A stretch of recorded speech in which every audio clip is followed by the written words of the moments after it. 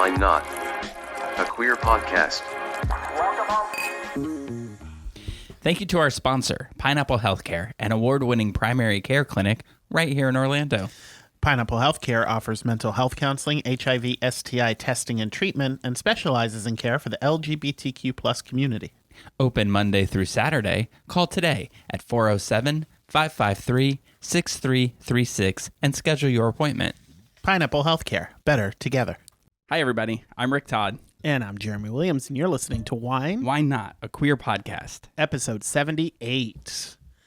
Beautiful, beautiful. Exciting 78. I know. So much has happened since episode 77. It's my lucky number.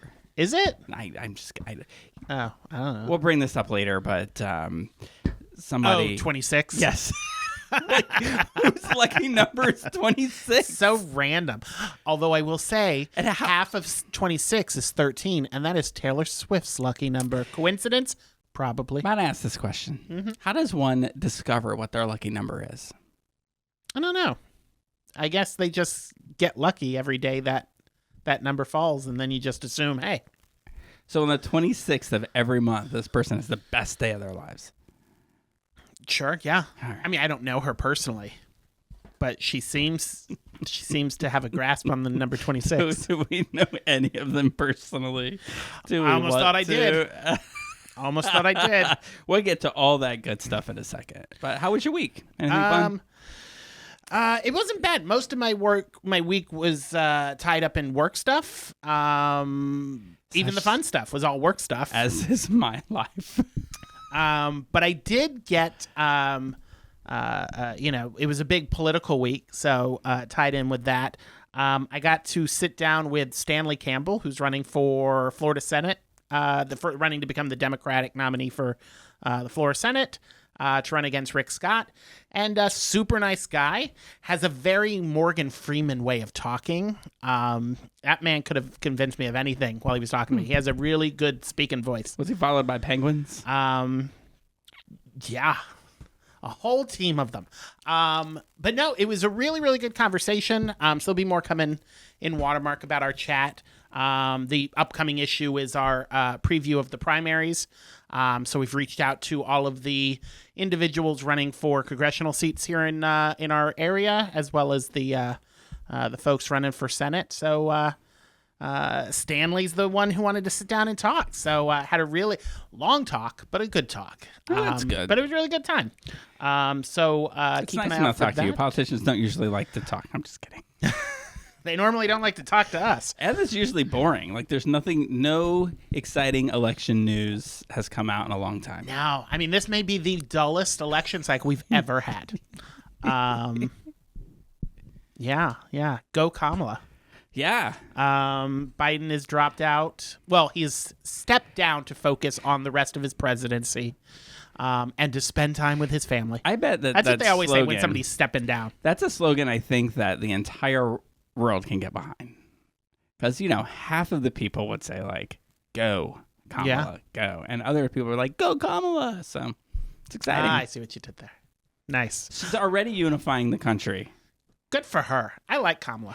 Yeah, you know what? If we're going to talk about it for a second. Sure. I love Joe Biden.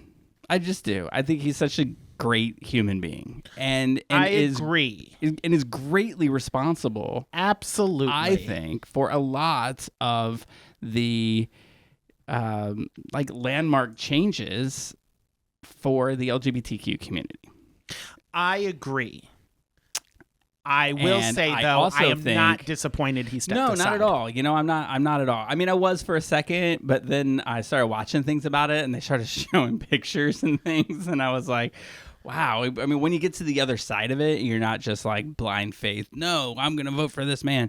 You're kind of like, all right, that was the right decision. Yeah. He made the Yeah. right call. And I'm excited about where it's going to go. And we talked about this earlier. I think that the years are going to be kind to Joe Biden, and he's going to turn into like this folklore kind of icon of somebody who sacrificed glory for the betterment of the country. Yeah. And I mean, let's not kid ourselves. When you're approaching 80, it's a little harder to do the things you did when you were in your 40s, 50s, 60s. early 70s. I mean, look, and these people that were surrounding him had a tough job to do. Yeah. They had to sort of walk him there. It's kind of like trying to tell, someone that you're very close to and that you love that they can't drive anymore. And how awful that must be for them and for you, and this is like a little bit bigger of a scale. Like, hey, look, you're doing a great job, but maybe in a couple of months you stop. Yeah, I will say that, and just as the internet does, it does not disappoint when it comes to memes. But there were some great memes and GIFs coming out of it. The nursing home worker walking the old lady meme had Joe Biden on it and said, "I was president of the United States." And the lady's like, "Oh, nice story, Grandpa. Now let's go get your meds." So there was some funny stuff coming out of it, which, when democracy is crumbling around you, sometimes you need a good joke. But no, I thought it was the right decision, and I'm excited to. I feel like this is going to spark the Democratic Party and get some unmotivated folks out there to be motivated. I hope so. And I did, yesterday all this excitement was kind of like there was a blemish on it when it was like Joe Manchin, the independent, is going to run for president. And so my least favorite of the Joes. But he was on today on Morning Joe, and if he's a man of his word, then he said he's not. So he said he's not a man of his word?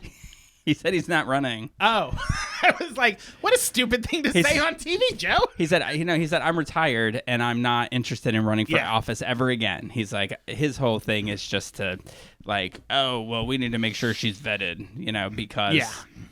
Like the vice president hasn't been vetted. You know what I'm saying? That's all I'm saying. I'm like, I think she has been, buddy. I think it's very clear what you're saying. But anyway. Anyway, politics aside, we had... I give her 3 grapes. 3? I give her 2 grapes and 4 coconuts. Are you familiar with the coconut thing? Okay. Yeah, you told me about it yesterday. Oh, yeah, okay. Yeah. But tell everybody else, because they may not know.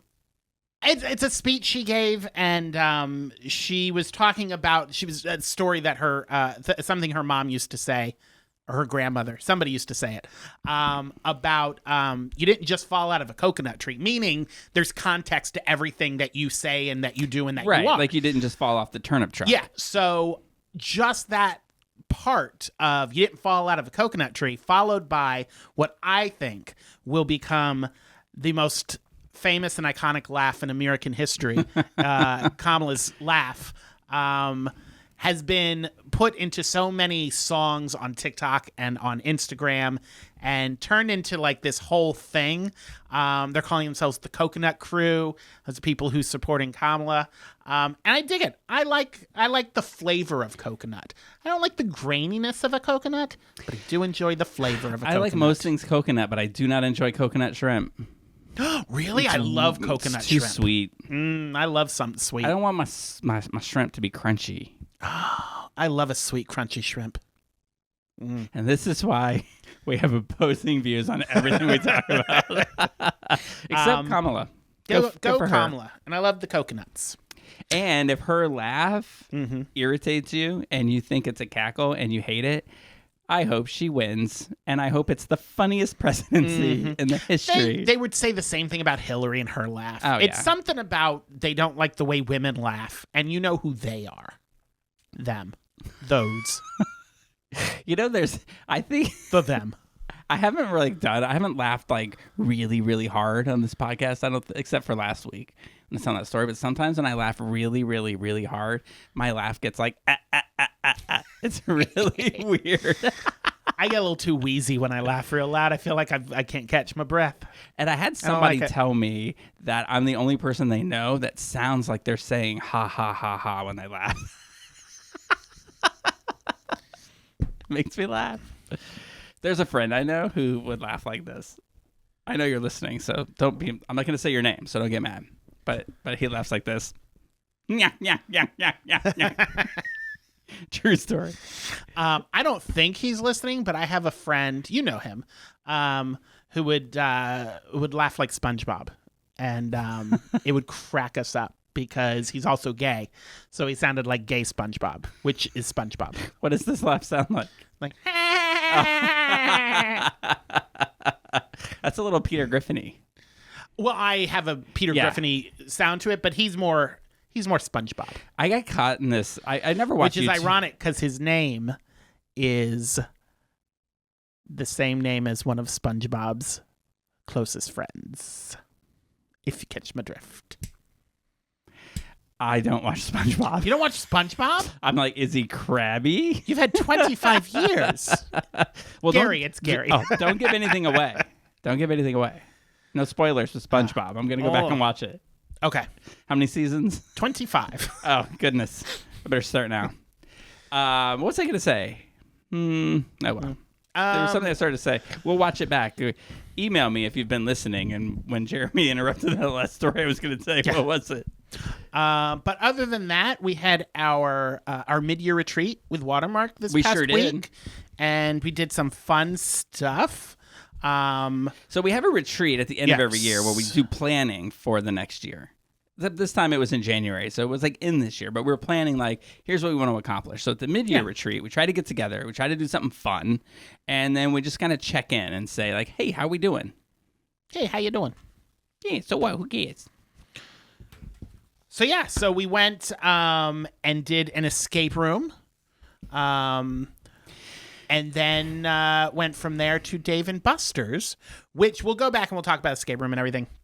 But I want to bring up Dave & Buster's because Ryan, who's our managing editor here, accumulated a nice collection of tickets.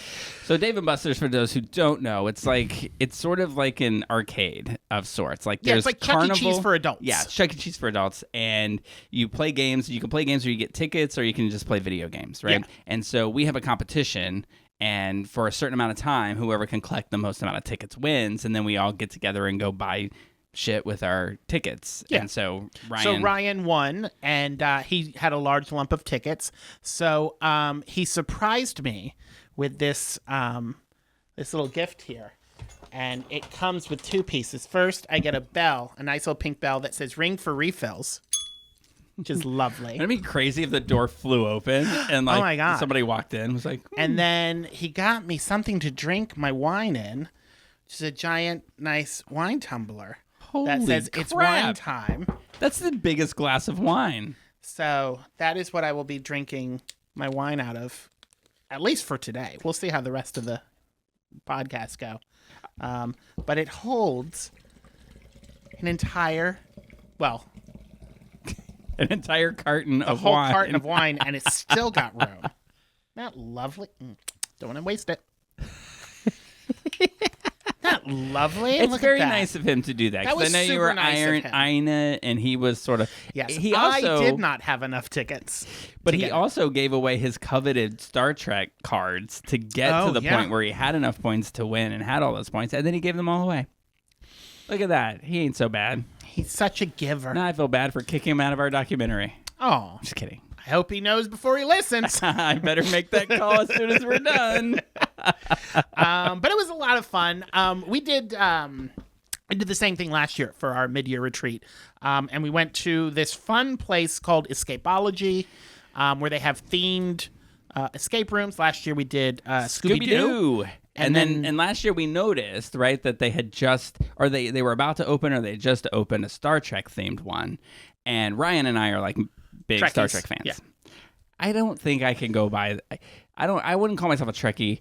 My luggage does not have Voyager or Enterprise on it, so I feel like I'm not quite Trekkie status, but I do enjoy a lot of the shows. So we decided this year that we definitely would go there and do this escape room. Yes.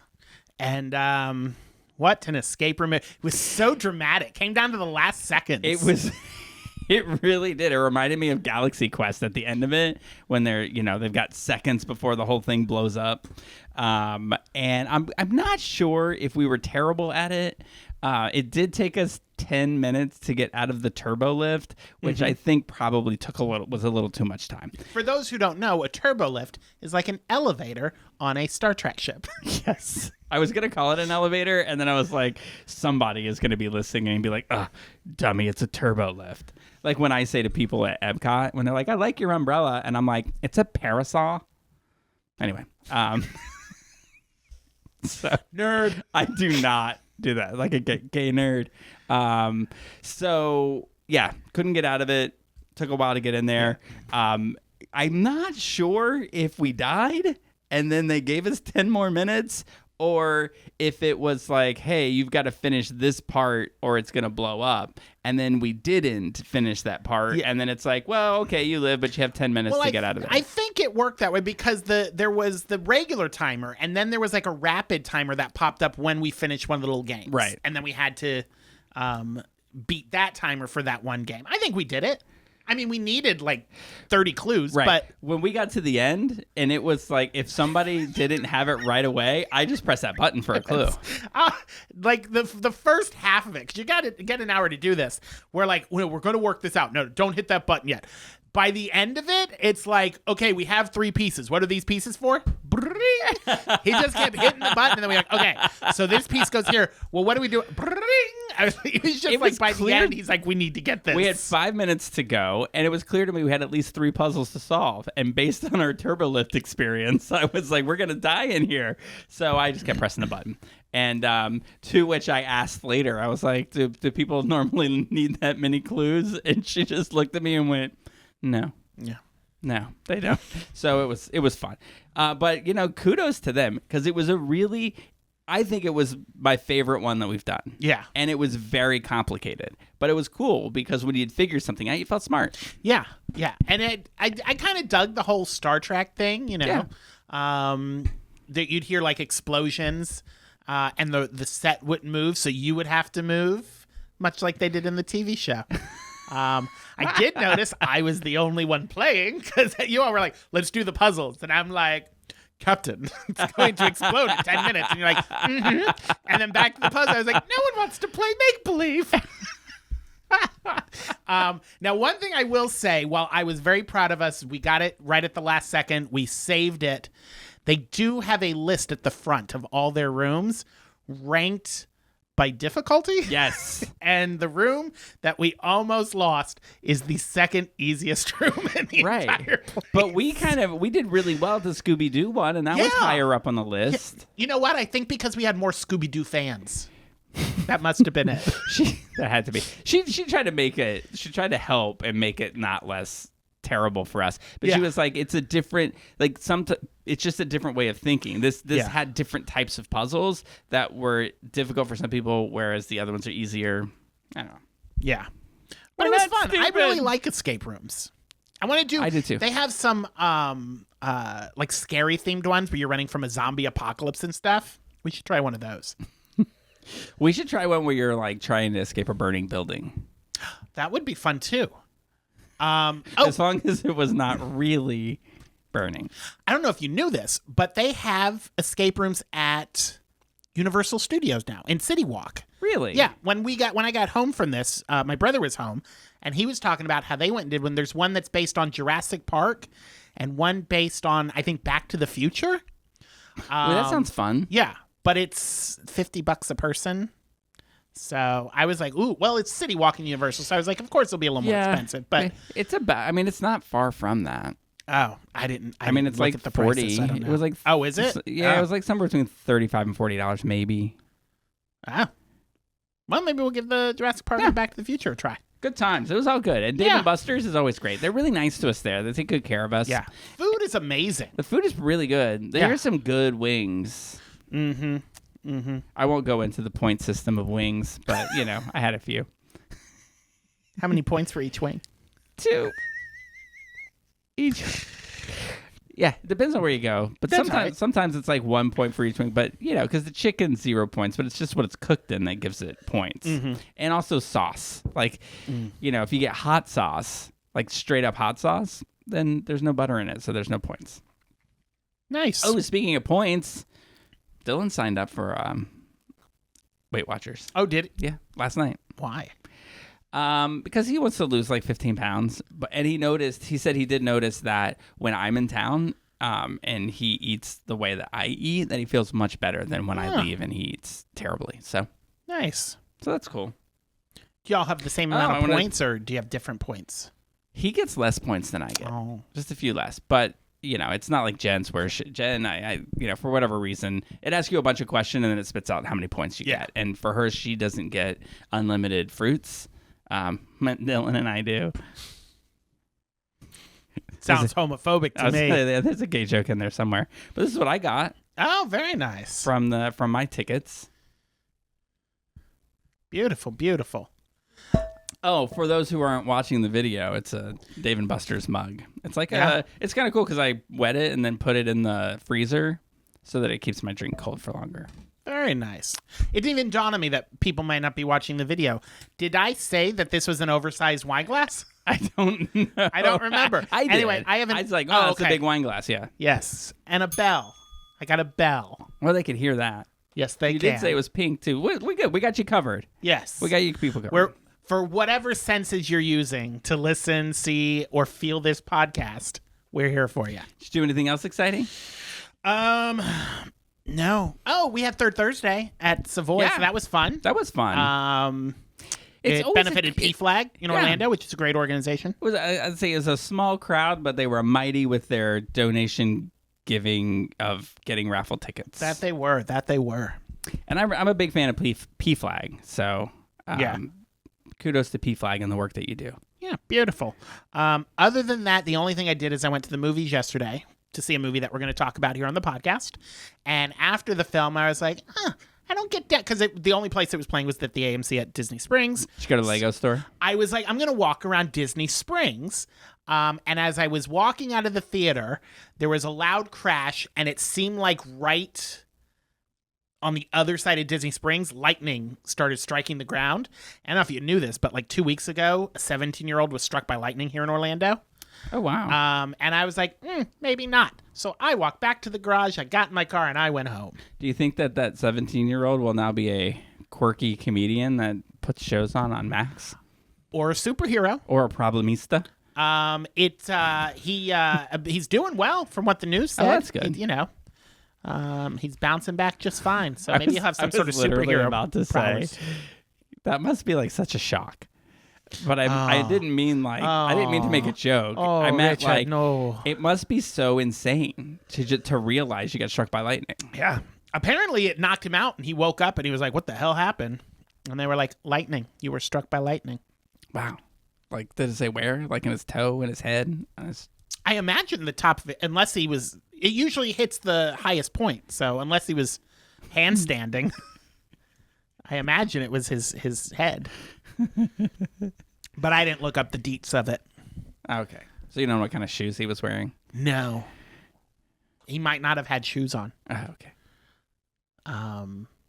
He was 17 and he was on the radio. That's all I know. Well, he wasn't. His story was. Oh, okay. I was showering at the time and they were talking about it on the radio and they were just talking about how he survived and he was doing great. If there's a lightning storm outside, will you take a shower? No. You know what's weird? Me and Chris had this conversation last week. Really? Because it was starting to, a thunderstorm was coming in. And he goes, I'm going to hop in the shower. And I said, and I don't know. If you Google it, it tells you not to. I was always raised with the fear that, hey, don't take a shower if it's a thunderstorm out because lightning will strike the pipes and you'll get electrocuted. And he was like, meh. And he went and took a shower. He was fine. I mean, he's a nurse, so he would know. Right? Don't they teach that in nursing school? I don't know. I feel like they would teach it in electrocution school. When I was a child, my brother and I had these new kites, and we wanted to go fly kites because that's what we did. I know you don't do that in a thunderstorm. And so my mom left, and my sister was put in charge of us. And she's like, I don't know, like 10 years older than us. So your mom was? My sister? Oh, I thought you said your mom. No, my sister is put in I was so confused. We're not from that part of Ohio. I thought you were like, my mom was put in charge of us, and she was like 10 years older. No, I was like, what? My mom was gone. She put my sister in charge of us, and she was like 10 years. She Googled it. It is not safe to shower during a thunderstorm. Yeah, but you're reading the AI-generated answer, and AI is not smart. So she was put in charge, and we were like, can we go fly our kites? And she said no. She didn't say no, there's a thunderstorm. She just said no. So we were like, well, we're going to go anyway. So we grab our kites and we walk down to the baseball field that was the end of our block. Now, we are flying kites in a thunderstorm. near power lines. Yeah, like little Ben Franklin's. There were power lines. To think about it now. Oh, man, my mom came home and we were still at the baseball fields, and she just came walking up to those fields. We were in so much trouble. Did you have keys tied to the end? That's what Ben Franklin did. He tied a key to the end of his kite. Now, that's probably why we were safe. And plus, electricity had already been discovered. We didn't have to discover it. That's true. Yeah, I've always been told, and I remember having this talk when I was in the military. I don't know how it came up, but I remember the guy in my office who was my boss. I was like, "That's the dumbest thing I've ever heard." And it was the early days of the internet, so I didn't have a phone to pull out and be like, "Well, I'll prove you wrong." And I was like, "I'm just telling you what I was told as a kid. You can take it or leave it." I wonder if there is He later died from a lightning strike. I want to know if there is any known case of somebody being electrocuted in the shower because the pipes got struck by lightning. Yeah. I mean, why risk it? Or maybe even just the house. I just don't know. I'm just curious. Why risk it? If you've been struck by lightning while showering, please send us an email at wwn@watermarkonline.com. So the 17-year-old was standing near a tree, and the tree got struck by lightning through a tree. Well, and then, it's probably that probably helped him. I would imagine the tree took on some of that. Do you think juice? Because that's how the Flash got his powers, because the lightning passed through chemicals. Do you think now he's like Groot? Because lightning passed through a tree and passed the tree powers I thought you were going to say him? like he's really fast, and I'm like, I don't know. If you're listening, run on in here real quick and tell us. No, he's now like got Groot powers. He's a human tree. That's kind of cool. I'd be a human tree. That'd be fun. Did I tell you about this book that Dylan got me? I did not know you were reading a book, so no. Oh, let me tell you the kind of book. Okay. And then you'll be like, oh, you're still not reading a book. Okay. It's a Kama Sutra. It's the joy of gay sex. He's take a hint. Do you think it means something?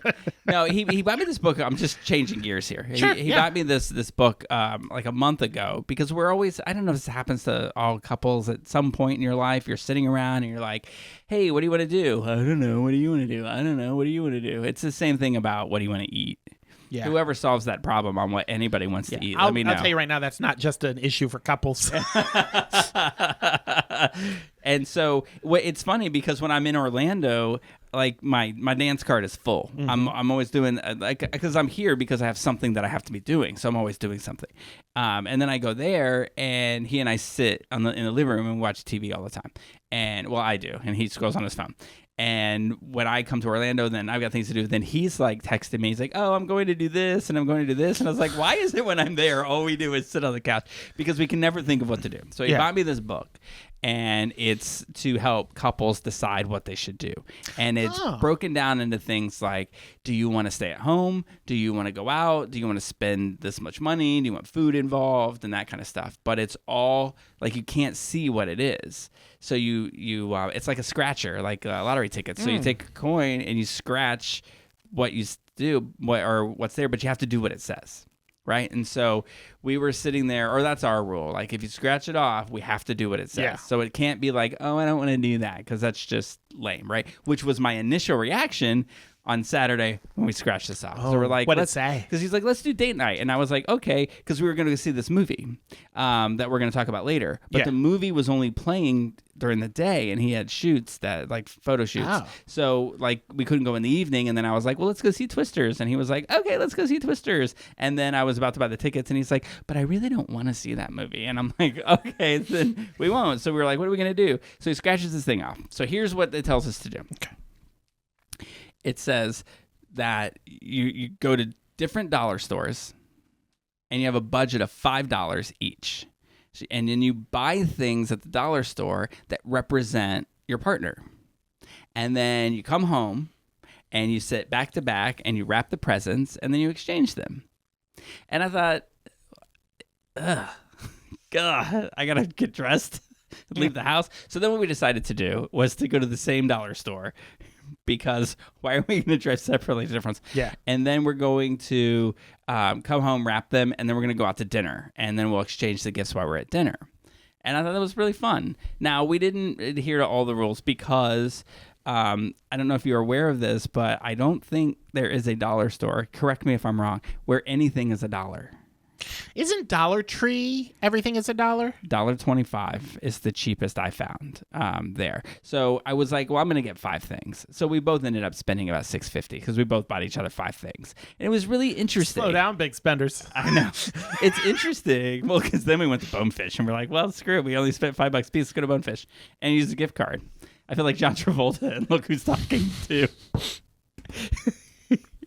And by went to Bonefish, I meant we went into the dumpster outside of Bonefish. No. So it's interesting to me how it was like interpreted. So Dylan bought 5 things that he knew I would really like. But I went this representative route and I bought 5 things that symbolized what I think he's about. Or that kind of a thing. Okay. So, like, he got me this cup that has Stitch on it because I'm a big fan of Stitch, and I love clean linen candles. And he got me a clean linen candle.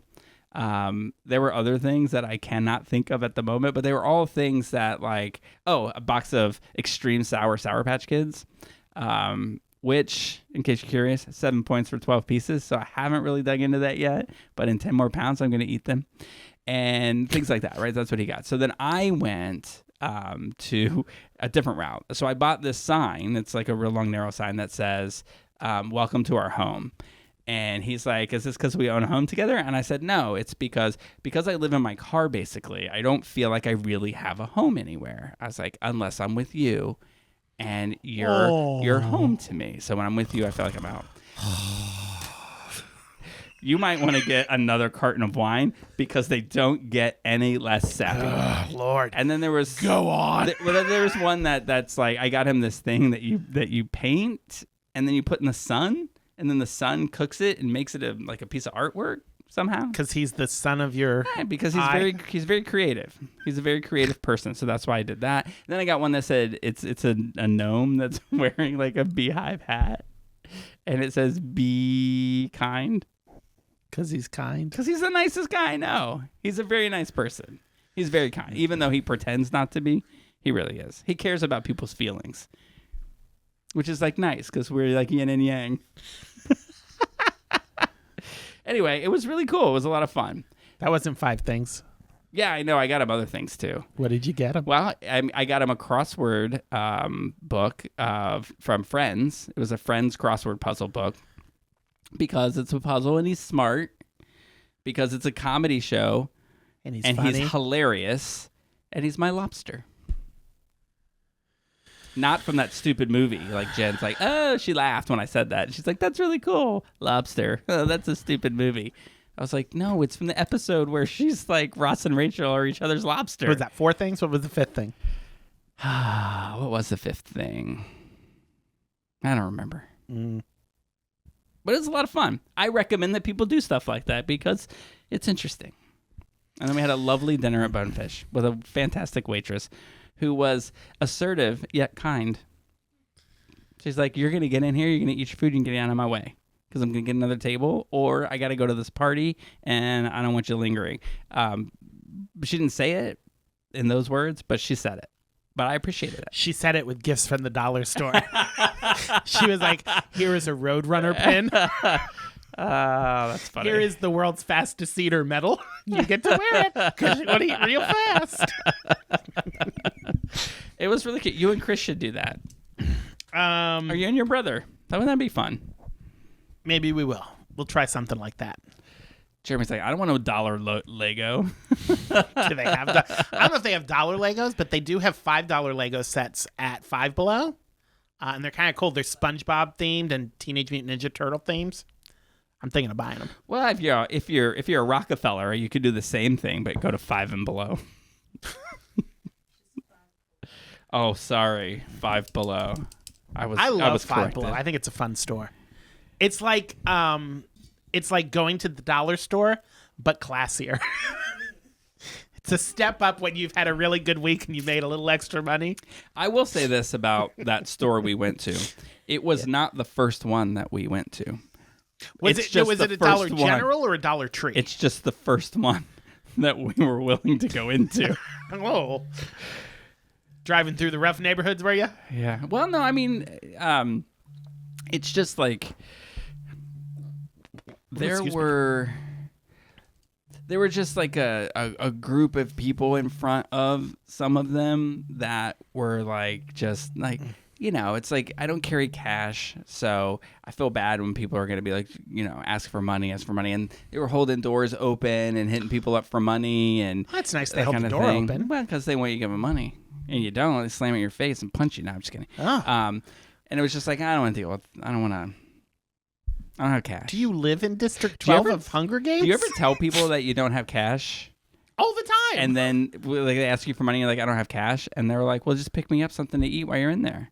Oh, I've never had anybody say They that. do that all the time. And I'm like, oh, that's a good one. Probably because people are like, hey, can I get some money? I'm like, I don't have cash. Bah, humbug. And then I storm off. It's a good time. They don't ask follow-up questions. Or like, do you ever get hit up for money at the gas station? Not really. I have a really good resting bitch face I can put on where people won't bug me.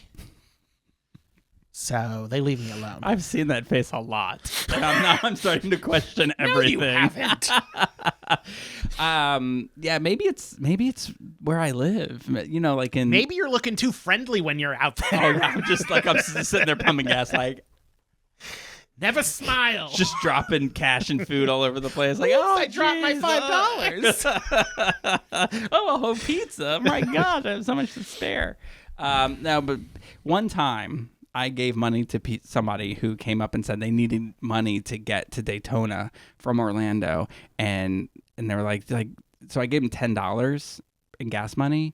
Now, I will say I was in my 20s. It was a long time ago. They were like in their 20s, and they looked like they had just come from the beach, and they were just wearing towels, and oh. you were trying to do. Some of them were attractive. You were trying and so to I do things. So I gave them $10. I was like, here you go. And then I watched them go get in their car and drive away. And I was like, never again. When I was younger, because I was a much more kind and giving person when I was younger. When I was in my 20s, me and my friend Jason, we lived in southern Georgia. This is where my mom lives now. And it's just across the Florida-Georgia border. And we were going to Jacksonville. And right as we were getting ready to get on 95, there was a guy hitchhiking. And Jason was driving, and he starts to pull off to the road. And I was like, what are you doing? And he goes, he needs a ride. We'll find out where he needs to go. So he comes over, and we're like, where are you heading? And he goes into Jacksonville. He's trying to get to the bus station. So we're like, hop in. We'll take you to the bus station. So we drove him, which was probably about a 35, 40-minute drive. With him in the backseat, I was like, oh, I hope he doesn't have a big knife because he's just going to stab us through the seat. But we were I've dumb. heard this on My Favorite Murder. We were dumb and young. So we get there, and he's telling us his life story, that he had a falling out with his parents, and he was trying to get home. He was like in his early 20s, too. He was trying to get back home to like Virginia or something. So he was trying to get money for a bus ticket.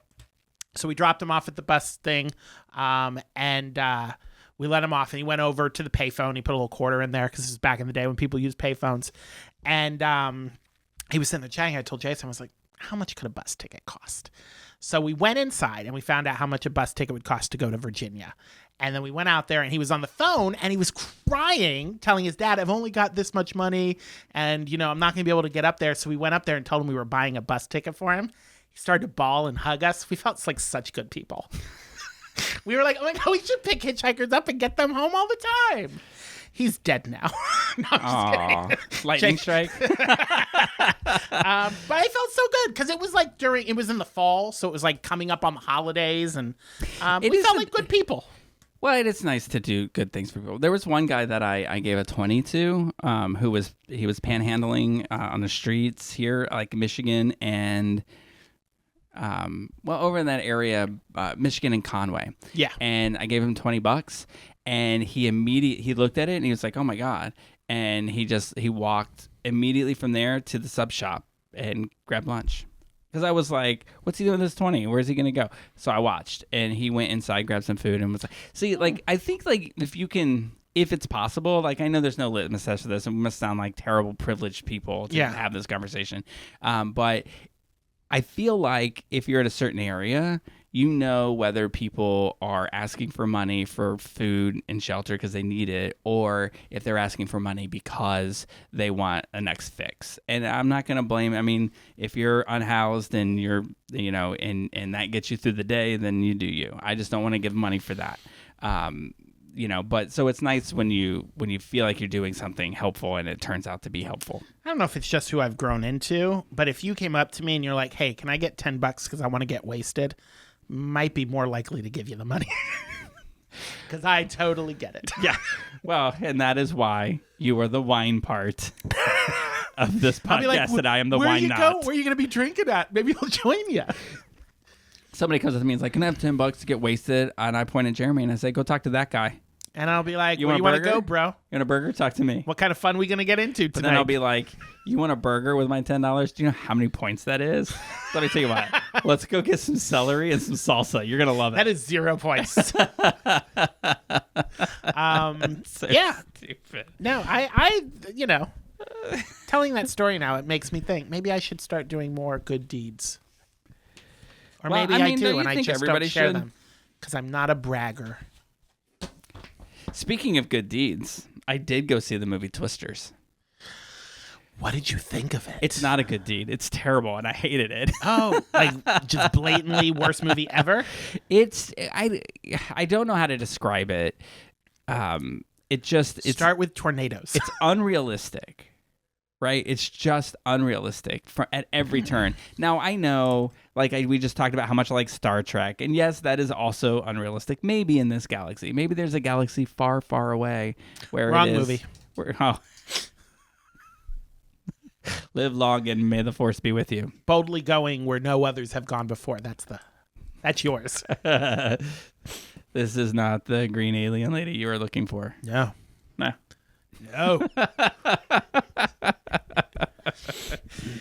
So anyway, it's just, I don't want to give anything away. It just came out. If you want to see it, go see it. It's just too, I enjoy country music, but I don't enjoy fast-paced pickup truck Alan Jackson country music. And this is a movie version of, that song Little Bitty? I hate that song with a passion. I hate it so much. You should love that song. You'll love Twisters then, because that's what it is. This is exactly what it is about. It's about a little bitty town. It's not a little bitty truck, but it might as well be. This little bitty truck that can drive through tornadoes. Please. Do you like that song? I Think My Tractor's Sexy. I think that I don't think that my PO would allow me to listen to this. I love that song. Love it. Nah. There's a lot of country music that I do really like. I tend to like most of the older stuff. Yeah. Well, this is an old song. 20 plus years, I think, is when it came out. I'm talking like George Jones and Patsy Cline and I Loretta Lynn. I do love some Patsy Cline, some Johnny Cash. In fact, one of the things that I loved so much about the movie we're going to talk about is, I don't think this is a country song, but when the one character, when they were singing End of the World, I love that song. Yeah, that is not a country song, but I did like that rendition. It was very good. So anyway, maybe you'll like it. Maybe there's a lot of people, driving around with love Twister, big flags on the back of their trucks and wearing red hats saying, I love this movie. I might like Twisters because Twister was very good. The whole, I don't know, too. Maybe it's just because we've seen it so many times that you would think a modern day movie, like the relationship between the two main characters, wouldn't be so 1980s. I don't know. It had very much like a Dirty Dancing relationship feel to it, where it was just so predictable and so outrageously not good. It's just the writing. Maybe maybe that's what it is. But the action scenes were cool. Special effects pretty on not point. Plausible, but cool. The special effects were cool. So that's it. I will say, like I told you this earlier, but I was listening to everyone's conversations as we were leaving, and literally everyone who was talking about this movie said, I didn't hate it. So yeah, I guess I didn't hate it, but I would give it 1 grape. I want to see how it did in the and box office. You know what else? It's got that type of character that's supposed to be like the dumb funny guy. Just so over the top. Like they were opened $80.5 million. They were just caricatures. Do you know why it opened like that? Because the marketing behind it is brilliant. And Anthony Ramos is a great actor. And you're like, I want to see this movie. It's going to be great. I love Anthony Ramos, but does anyone go to a movie thinking, that's an Anthony Ramos movie, so I need to see that? Well, he started In the Heights. Or is that the people say like, oh, that's a... In the Heights was not a hit. That's a... I guess it depends on who you ask. The movie version was not a hit. Box office-wise, it did not make good money. Box office. What do they know? I mean, that's what dictates what you're going to see next year. All right. Well, speaking of seeing things, let's talk about things we saw. All right. Do you want to talk about the show that you hate first, the show that you hated more first? Let's talk about the show. That's a good idea. The television show? Yes. Okay. One's a movie, one's a show. Okay. Let's talk about the show. We'll talk about the show. So, let me say right off the bat that I am a huge fan of Big Brother. And let me just say off the bat, I have never watched a season of Big Brother. Right. And no one that works here does. In fact, it's weird when Kathleen used to work here, like every day I'd watch Big Brother and I would come into work and I'd be like, Kathleen, do you watch Big Brother? She's like, no. And then like a week later I forget. Kathleen, do you watch Big Brother? She's like, still no. So she never it's never the reason watched it. She actually quit. But it's interesting, like as you grow up and as your mood changes or what you think is cool changes, like it all changes your opinions of things. But I've been watching this show for like a very long time, like 15 years maybe. I started watching it when I was an alcoholic. Well, I mean, I guess I still am. You don't outgrow that, right? So, but when I was a drinking alcoholic, and there was this episode where there are 16 contestants, right? But what they did this season is they put 8 people in the house, and then they said, okay, well, there's 8 of you here. And they're like, now what you don't know is that there are 8 people already living in the house, and one of you will know one of them. And what they ended up doing then is they brought those other 8 people out, and they were all people who were estranged relatives, friends.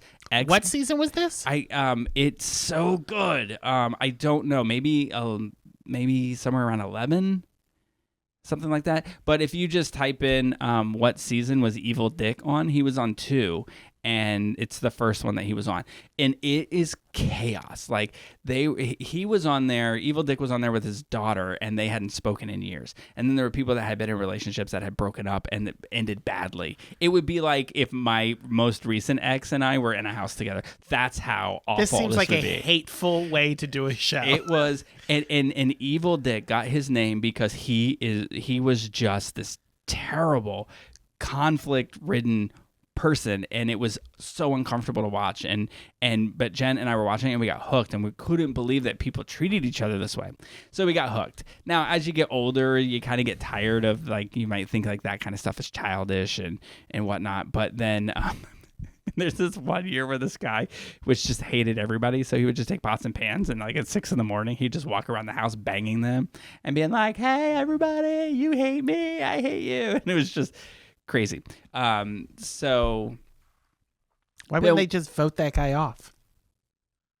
Well, I'll tell you why in a second. Okay. I mean, you can't just get somebody out of the house. Like there's fail safes in there, right? So I've been watching it ever since. So the premise of the show, right, is that you've got 16 people who start off living in a house.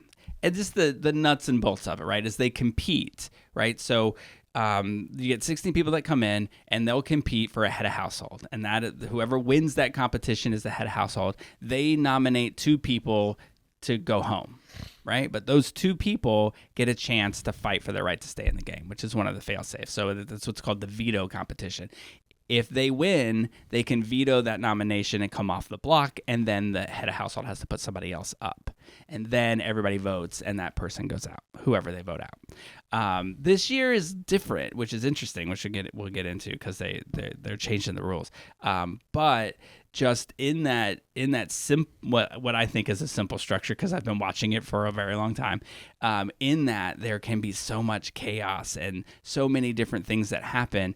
They haven't done this one in a while, but they had a contestant on there who was America's contestant, and he had to do whatever America voted for him to do. So regardless of what he thought of anybody or what his opinions were, if he carried out the task that they set forth, he got $5,000. So he just kept doing it, and like he was best friends with somebody, and he's like, "Oh, you're the best, And then America said, "You have to get that person nominated to go home," and so he just went behind his best friend's back and destroyed her game. She got nominated, and he got $5,000, and it's so crazy, which is one reason that I really like this season, because they're introducing this idea of AI, which is sort of just taking the world by storm, and that it's like the AI is going to manipulate the game based on studying human behavior, which I thought that's pretty clever, because that's what this whole is. It's just a study of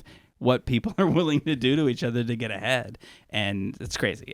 It's a kind of a show too. For the first 3 or 4 weeks, I just spend the time hating everybody until they start to form their cliques, and you start to get into the gameplay and the actual not conniving, because it's not all conniving, but just like the strategy of it all comes out, and so I really dig it.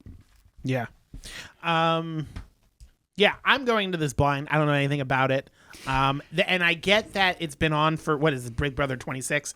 So they go in just saying stuff, because they've had the first 3 episodes. They do 3 episodes a week, just saying things, assuming that you've already caught up and you know what this and that means. So, I was thinking about it as I was watching it. They don't explain it, and I was like, Jeremy's not going to know anything that they're talking about. Yeah, and so I have a list of questions. So it's a disservice that they do. For example, because this season, as I told you, the head of household nominates 2 people. Well, this season, the head of household is going to nominate 3 people, and then, which I'm assuming is surprising. Did not surprise me at all. Right. But then they was like, but you still can compete in this competition and the veto, or when those people were being downgraded and they said you don't get to compete in veto, you're probably like, what the hell does that mean? Yeah. I did like their little mascot outfits though. I like that guy. Do you want to just go through the contestants real fast? Yeah. So the show is split up into 3 nights. It airs Wednesday, Thursdays, and Sundays for those who want to follow along for the next 90 days. Do you know this? Do you know that there's such a cult following around Big Brother that there are 24-hour live feeds, and that people watch? I did see those on Paramount Plus. I pulled them up, and they have like the 4 different cameras, and then you can have all 4 on. And I had that up for a few minutes, and nothing was happening. I was like, why the fuck am I watching this? I don't watch the live feeds, but I do wait until something happens, and then I'll go and I'll read about the live feeds, because I'm impatient. I can't wait to find out who won veto or who won power of or who won head of household. I have to find out right away. Yeah. Which is why I love the live feeds, because people will watch, and this is where a lot of people get in trouble too. People who get kicked off the show for saying racist things or being crazy, because they're like, "Oh, we're not on TV." They get caught on the live feeds. TV, all 24/7. Yeah. Okay, so the show starts off with this. It's so fake, right? Oh, that's my first question. Are we supposed to believe that they're just discovering that they're on Big Brother? They're like, "Oh, I got the key."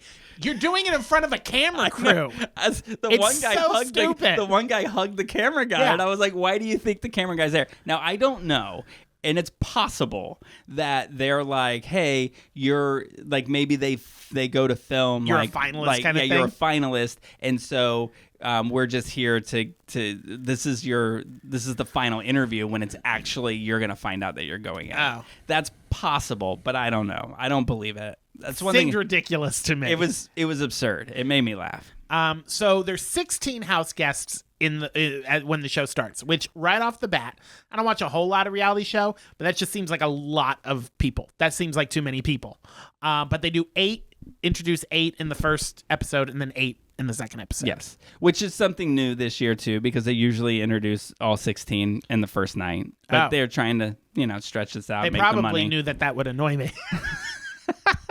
Thanks for stretching it out. I forgot her name. Lucy? Julie. Oh, my God. Any Big Brother fans, I apologize. Julie Chen Moonves.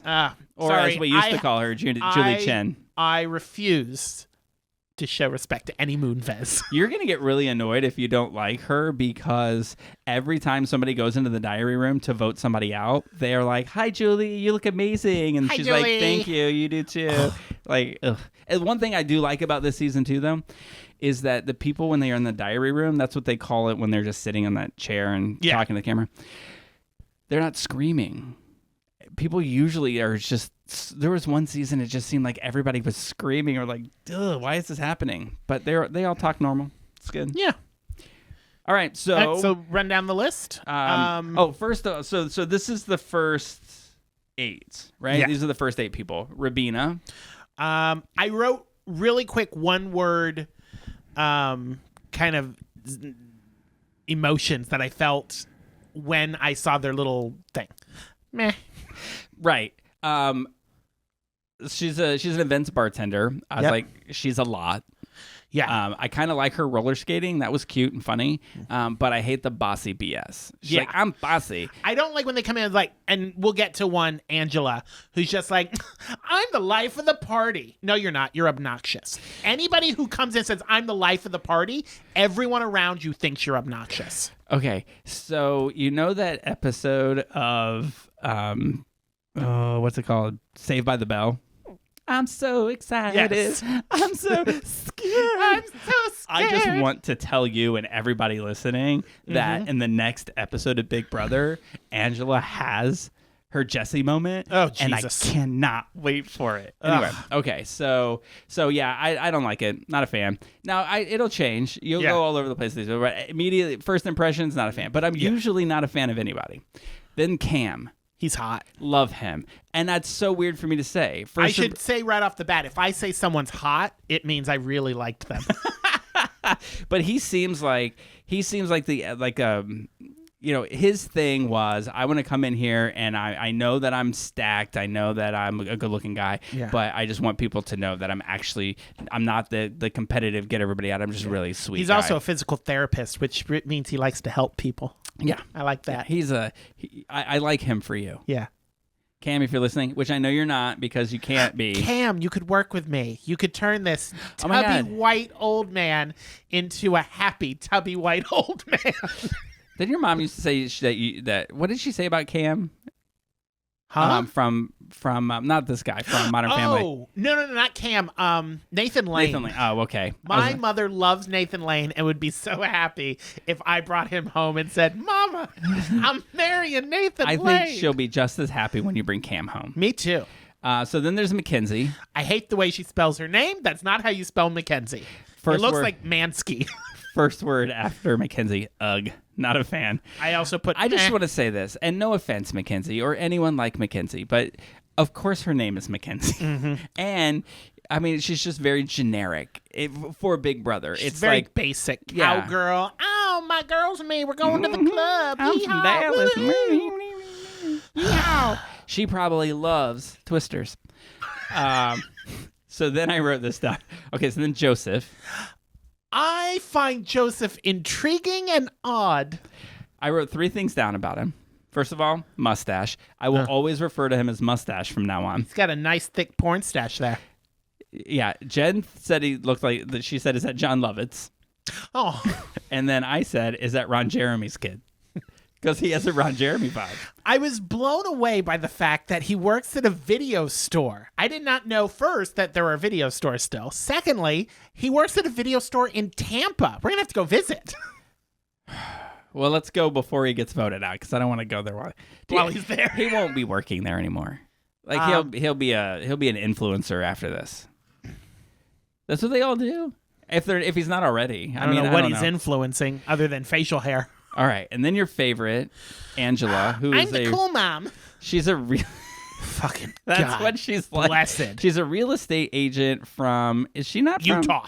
Oh, from Utah. Oh, Yep. that's right, Salt Lake City. I wrote, ugh, God. Because she's like I have. Because when she was saying like I have 4 kids, I have a husband, and Jen goes and 13 sister wives. She is so obnoxious. She really is. She also calls herself a super fan, and I cannot stand shows where people call themselves super fans. Oh, well, you're not gonna like this because people do it all the time on this Hate one. it. Now, nobody take a shower. It's starting to thunder here. I figured you would hate her because immediately she starts crying. Oh my God. She's already crying. Throughout the first 3 episodes, she cries over everything. She got her key and she starts crying. And she's like, I can't believe it. I'm such a fan. Shut up, Angela. But she's not the only one. Because then there's Chemo. Chemo. First, I put, at least he's gay. Yeah. Secondly, I put, oh God, crying again. Yes, I put she's crying too. Come on, keep your tears in. I do like, okay, I kind of dig his backstory because they did kind of show like people who are big fans of it. He's while from they're Hawaii. watching. He's from Hawaii. He's an artist. He's gay, and his brother accepted him for being gay when he was very young, and his brother lost his battle with cancer. Yeah. His brother was hot too. And I don't know if you're allowed to say that about somebody who died. Like but that he was hot. story is great to me. Yeah. And so I was a fan of him. I am rooting for Chemo only because he's gay, because I have to root for my people. Yeah.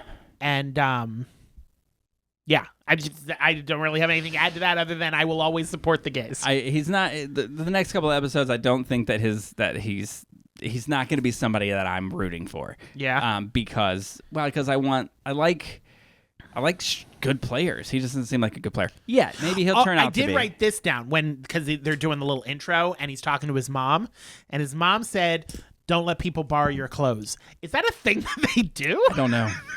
I thought it was weird that she was like, yeah. "Don't let them borrow your clothes." Well, like people who get in showmances, they'll wear each other's clothes. Oh, all that right. kind of a thing. Or they'll maybe he'll leave a sweatshirt behind and people from what will you were wear telling me, there won't be a showmance with him because they don't let. Yeah, I mean it's weird because I've watched the show for a long time and there haven't been two I don't know what the word is, two people of the same identity of this other than heterosexual. Yeah. In a house. So I believe one season there was a gay kid and a transgender woman, but not like two lesbians or two gay men or that two hasn't happened. non-binaries. So like the setup for a showmance that is queer has not makes it difficult. Has not they've not paved the way for that. Yeah. And I'm wondering if that's by design. Seems You homophobic tell me, to me. BB 26. All right. Are you listening, Julie? I'm sure you look fabulous, but I want to know why we don't have gay gays are putting your showmances. hair and makeup and costumes together. 26 seasons and no gay showmance. I need to see some gay loving on this show. Plenty of gay baiting. Like they had a gay character, a gay guy on there who was like in a bromance with a straight guy, and they used to cuddle all the time and that kind of thing. But straight men who cuddle with gay men is like the hottest. That is a green flag. I don't know. I know. No, I can't say that. Can't say that. So then the next up is Chelsea, who's a nonprofit executive. I don't like half hood, half holy. I was like, no, thank you. Yeah, she's a religious motivational speaker. I wrote meh next to her name. Yeah. Then there's Tucker. Tucker is who has, so fucking hot. Do you think so? Yes, and he has gay dad. Yeah, he had a gay I don't dad. know why I just said it like that. Tucker have gay dad. I wrote this down. He's a golden retriever. Yeah, I love golden retrievers. Yeah. I love it. I love Tucker. But his dad passed away, yes? Did he? I think so. I didn't hear that part. I don't know. Tucker, I don't know. Call me. Tucker, if Tucker's father, I know if you're listening. I know you're listening, whether you're of this earth or not, but I apologize if you're alive. Tucker is the protein bar chef. Is that? Yes. Yeah. Which I find fascinating. I like some Tucker. of his recipes. I don't hate I love Tucker. Tucker. I like what he did to Julia. I love Tucker to tuck into that bed her with me name? and Anyway. be my straight cuddle buddy. Okay, so those are the first 8, real Yes. quick. And so then, and this is important for BB fans to know, right? So I'll just say Tucker, Angela, Chemo, and Chelsea were the first 4 invited in. And you got a glimpse of this, but did you notice like somebody held the door open and nobody walked through? One of them talked about, I guess, the first person to walk into the house has never won. Has never won. And so the last couple of seasons, it'll be like somebody will open the door and usher somebody else through. And so that's why nobody wanted to go in. And Tucker was like, fuck it, I'm going in. I like Tucker. Yeah. Okay, so they're all in there, but then they get it, and usually this is the part of Big Brother I hate the most. It's like people walk in and they're like, "Oh my god, oh I wrote here, are they going to have this much fucking energy the entire season? Because I don't think, like it. for the most part, until they get mad at each other. But then did you notice Angela gave Chelsea a hug and like grabbed her ass and told her how beautiful she was? No. Maybe But I was don't wrong, put it past Julie. Angela. Maybe I was wrong. Maybe this is the big showmance for the queers. So then I wrote this, and this comes up several times. I don't know any of you, so I apologize if I say I hate you. I don't know you. I don't hate any of you either, but I severely am annoyed by you, Angela. And I'll go back and forth. I'll love you at one week, and I'll hate you the next. So I just wrote here, I hate Angela. Angela's the only person that there's a running theme of things like this going on. So then after they're in, they let Cam, Mac, Joseph, and Rabina in. And then... So then they all get in the house, and the first thing that they do is they have this new competition, and they're like, we want to invite a 9th guest in now, a house guest. So you have to vote. I call her Katy Perry because she looks like a blue-haired Katy Perry to me. You know, they set it up like, here's this person. Turns out she's like a famous influencer. Oh, is she? That's what I heard. Oh, okay. So anyway. So wait a minute. The blue-haired girl, she was not generated. No, I don't. I was in awe. But I was like, why? But she should have been. Should have been because the technology exists now. But we maybe have she the was. Technology. Don't quote me this. I got to research better. So maybe it is. So anyway, it's like, hey, there's this character Ansley, and Ansley wants to come in, and Ansley gives a speech. It's like, I can be good for you, and I won't hurt your game. Blah blah blah blah blah. Hi guys. So then I'd love to join the house with you. Hey fam. I've been a big fan of BB all my life. So then they have to vote as to whether or not they will allow this contestant to come in. That if the majority of the people say yes, great. But of course, the majority of the people said no. Yeah. So then she morphs into this, I am a robot and I'm going to destroy you because you didn't let me in. So then, so what happens then is like she announces like I'm headmaster of this game this year, and I'm studying the human condition, and I said if you let me in it would help your game, but since you didn't, there's punishments. So the people who voted yes competed to get upgraded, to get an advantage in the game, and the people who voted no had to play a game to see who was going to get punished. And upgraded and downgraded. I just want to say, so the game that the people who wanted them in, the game they had to play, the game. Yeah, the yes people, is that they had to, not using their hands, just their face, they had to move. No. It was the spinning in the chair. Okay. And then you had to... That was the next day. Yeah. It was the next day. You're right. So they had to spin in the chair, and colors flashed on the walls, and then they had to go, and then it was sort of like a Simon Says kind of a game. In the right color sequence while you were all dizzy. Which looked... when I was watching, I was like, I would have answered no, because I was like, why would you bring a new player in? Right. But I was so happy. It was like, if I was in there, I'd be so happy I hit no. Right. So I don't want to throw up spinning around in that chair. I would have liked to have played that game. But the only thing I wrote about that game, or any of them, because I didn't find them very interesting, was watching Mustache try to walk after he got out of the chair. Yeah. Which is hilarious. I want to see that game as a company. Oh. Yeah, that looked nauseating. And then the losers, or the no game, the people who said, no, you can't come in, they had to put their head up into boxes of pests, like snakes and roaches. It was blocked off. It was like, how is that scary? Like, make them put their heads up in there when they're not. You want to make this a competition? Remove the tube. They put their head in the tube. And then you just look around at snakes and spiders. You need to have the fear of a snake biting your eyeball out. And then you had to look look at what you get for keeping mixed up Ansley letters, and then you pulled your head out, and then you had to put them on a board. And the person in the yes game who got the sequence right, the furthest along the color sequence, got an upgrade, and the person who took the longest time to rearrange the words, they got a downgrade. But they don't tell you in the first episode who got what. Well, they did at the very end. They didn't tell them, but they told us who the upgrade and the downgrade was. At the end of the first episode? Yeah. Oh, I thought they Julie waited comes until... on. She's like... I thought they did that at the end of the second episode. No, at the end of the second episode, they told us who the second round was. But they were like, Julie comes on. She's like, what an exciting time. That's my Julie impersonation. And she's like, Mackenzie was upgraded and Chelsea was downgraded. But they don't know. Mackenzie upgraded, Chelsea downgraded.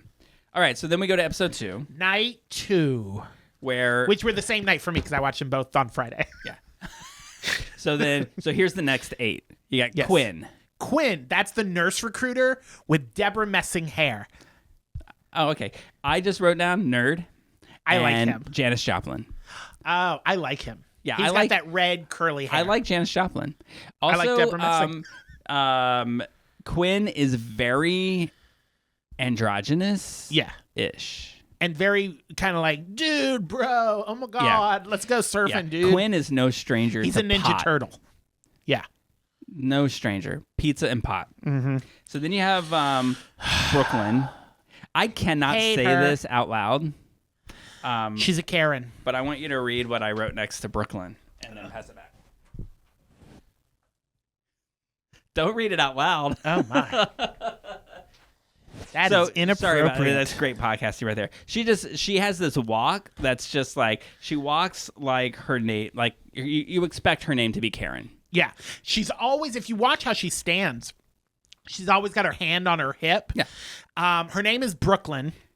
She's she's from Texas. She's a pageant coach and a former Miss America. I know former Miss Americas and contestants, and they're lovely people. It's just there's nothing. She just looks like she hates everything. She definitely looks like the kind of person from Texas who would be involved in pageants. Right. Also, don't name your kids a borough in New York if you're not from New York. And also, if you're from New York, don't name your kid a borough from New York. See what's funny? Her sister, very not attractive. Her name's Turkey. No. Just kidding. What? No, I just made that up. I was like, oh my God, what a stupid family. I didn't care for Brooklyn. Yeah. I mean, nobody really does except for Park Slopes. I kid. I Or mean, the Dodgers. I like the Brooklyn Dodgers. Anyway. Then there's Matt. Matt. Don't do that. No. urban cowboy. God.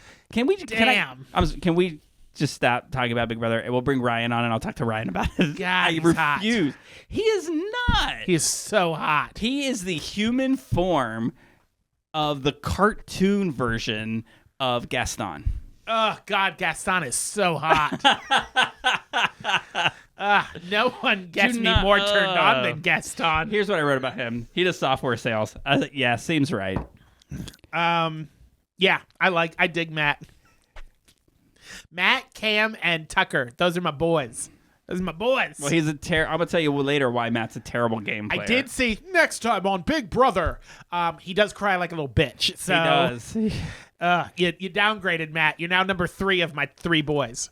All right, so then there's Lisa, the celebrity chef, who's a Cali girl. The way that she talked to my Tucker, because he is a protein bar chef, and she's like, I'm a real chef. Shut up. No one likes you, Lisa. When she said she was a vibe curator, I was done. Yeah. I'm Done done. with I don't need you. And then Jen said that she looks like a Temu Jennifer Aniston, and that cracked me up. So I will refer to Lisa moving Oh forward. my God. I'm as looking at her Timo. photo now. She does look like a Timo Jennifer Aniston. Ross. Okay, so then we've got Leah. Leah, she's a cocktail waitress in Miami. She seemed okay. Oh, she's the chubby chaser. Yes. And yes. self-proclaimed chubby chaser, and she owns her own underwear company. She's basic to me. Yeah, she's just middle of the road right now for me. Then there's Cedric. Former Marine. I love him. He is so adorable. I love him. He's so adorable. He's adorable. He's also one of my boys. Yeah, I now have 4 boys. He's super adorable. He's got beautiful blue eyes. Mm-hmm. Then there's T-Kor. She's the one who makes the crochet clothes. Yes. Off the bat, I don't understand wearing crocheted clothes, so I don't like you. What I don't I mean, I guess I get it that she was raised in London and lived in Chicago and now lives in Texas or something like that. So she has the weirdest. Wait a minute, say that again? She was born in London. She grew up as a child in London, and then she lived in Chicago, and now she lives in like Texas or something. Yeah. And her Don't like accent any of this. is a combination of all of that, and it's the weirdest thing. Yeah. I need you to make clothes out of actual things. I don't dislike her. I actually kind of like her. No. Then there's Kenny, He's a Boston cop. undercover cop. He doesn't irritate me. I like Kenny, however, why, and maybe you can explain this, because there's one of the episodes he's talking to Matt, Yeah. And he's like, I'm a cop, but I'm not going to tell him I'm a cop. Why would you go in just lying? Because if you like this guy who's from the Marines, who was an intelligence analyst, if you're an intelligence analyst, people are going to vote you out immediately because they think that you're going to figure out what they're doing and they don't want you there. An undercover cop, one season in Undercover Cop won. But they're like, oh, if you're an undercover cop, you're going to be good at solving this, and we don't want you here. We're going to get rid of you. So people lie about what they do. Oh, I gotcha. They lie about what they do, about how much money they have. Because if you've got money, like one year, Frankie Grande was on it, and Ariana Grande's brother. Yeah. And he wouldn't tell anybody that was on regular Big Brother? Yeah, regular Big Brother. Oh, yeah. I knew he was on one of them, but I thought it was like a celebrity Big Brother. And what's funny is I didn't know who Ariana Grande was. So I was like, he says, my big secret. People are like they have these secrets and then they come out in this very dramatic way, and sometimes it's like falls flat and it's hilarious. Okay, so all right, so that's the 8. Yes. So those 8 come in and they play different games, but same thing. I have this note down, so I just want to say this. Yeah. I don't like Matt, and here's why. He kept saying how pretty he was. You ain't wrong. He is wrong. Do you know that every time somebody said Matt was pretty, Jen screamed at the TV and said, "You're not pretty." Oh my God, Jen's wrong. He is pretty. Where's this? God. God, he's so hot. No, he's even hotter when he takes his shirt off. He looks like his name should be Brooklyn. I let him brook my lid. Not so much. Okay, so then they have to do their competitions, and they're different competitions. Yes. Oh, because they vote on Ansley, yes. And again they vote not to let her in. In the first night they were split 4-4. This one they were 2-6. They're like 6 and we're like, no, this bitch can't come in. So then they have to do that, and their competitions are different. So this is the one where the people who voted yes, we're in the moving room. Okay, we're in the moving room, and they had to take pieces of a computer out, oversized piece of computer out of something, and go plug into something else while the room moved. That game looks fun. It was hilarious. I would do that. It was funny watching them bounce all around, especially Janis Joplin when she hit the wall real hard and made me laugh. But the other one, which was my favorite game, this is so stupid. I fucking love this. So it's a clear board, and they have to use their face and push this like token along and drop it into sections. But they have to go low and high, and it becomes difficult. So when Timu was doing it, did you notice Timu's face was pressed up against a thing, but her hands looked like a T-Rex, and she's like, I did not notice that. I just got up and started walking around. I was like, oh, God, it made me laugh because she looked stupid, and I'm not a fan. Yeah. Anything else anyone else you want to mention in that? No. I mean, the games were, they were the games. They seemed like fun, some of them, but and nothing stands out like, oh, that's I talk about the games. So then they announced who's getting downgraded and what's Quinn getting got an upgrade, Cedric got a downgrade. So Cedric and Chelsea are downgraded, and if My you're a Big poor Brother little fan, this Marine. will mean something to you. It means that they're downgraded, so they can't compete in head of household. The first head of household, they can't compete in that.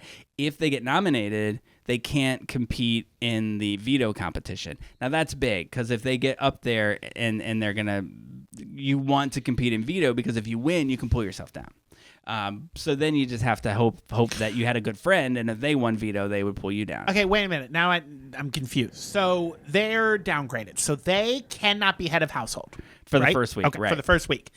They also can't compete to save themselves? Correct. It's a bullshit. It's unprecedented. Fucking It's a new thing. Ansley? Well, you know what? Ansley? Maybe they should have been nice and help, like you were, and gave that guy a bus ticket.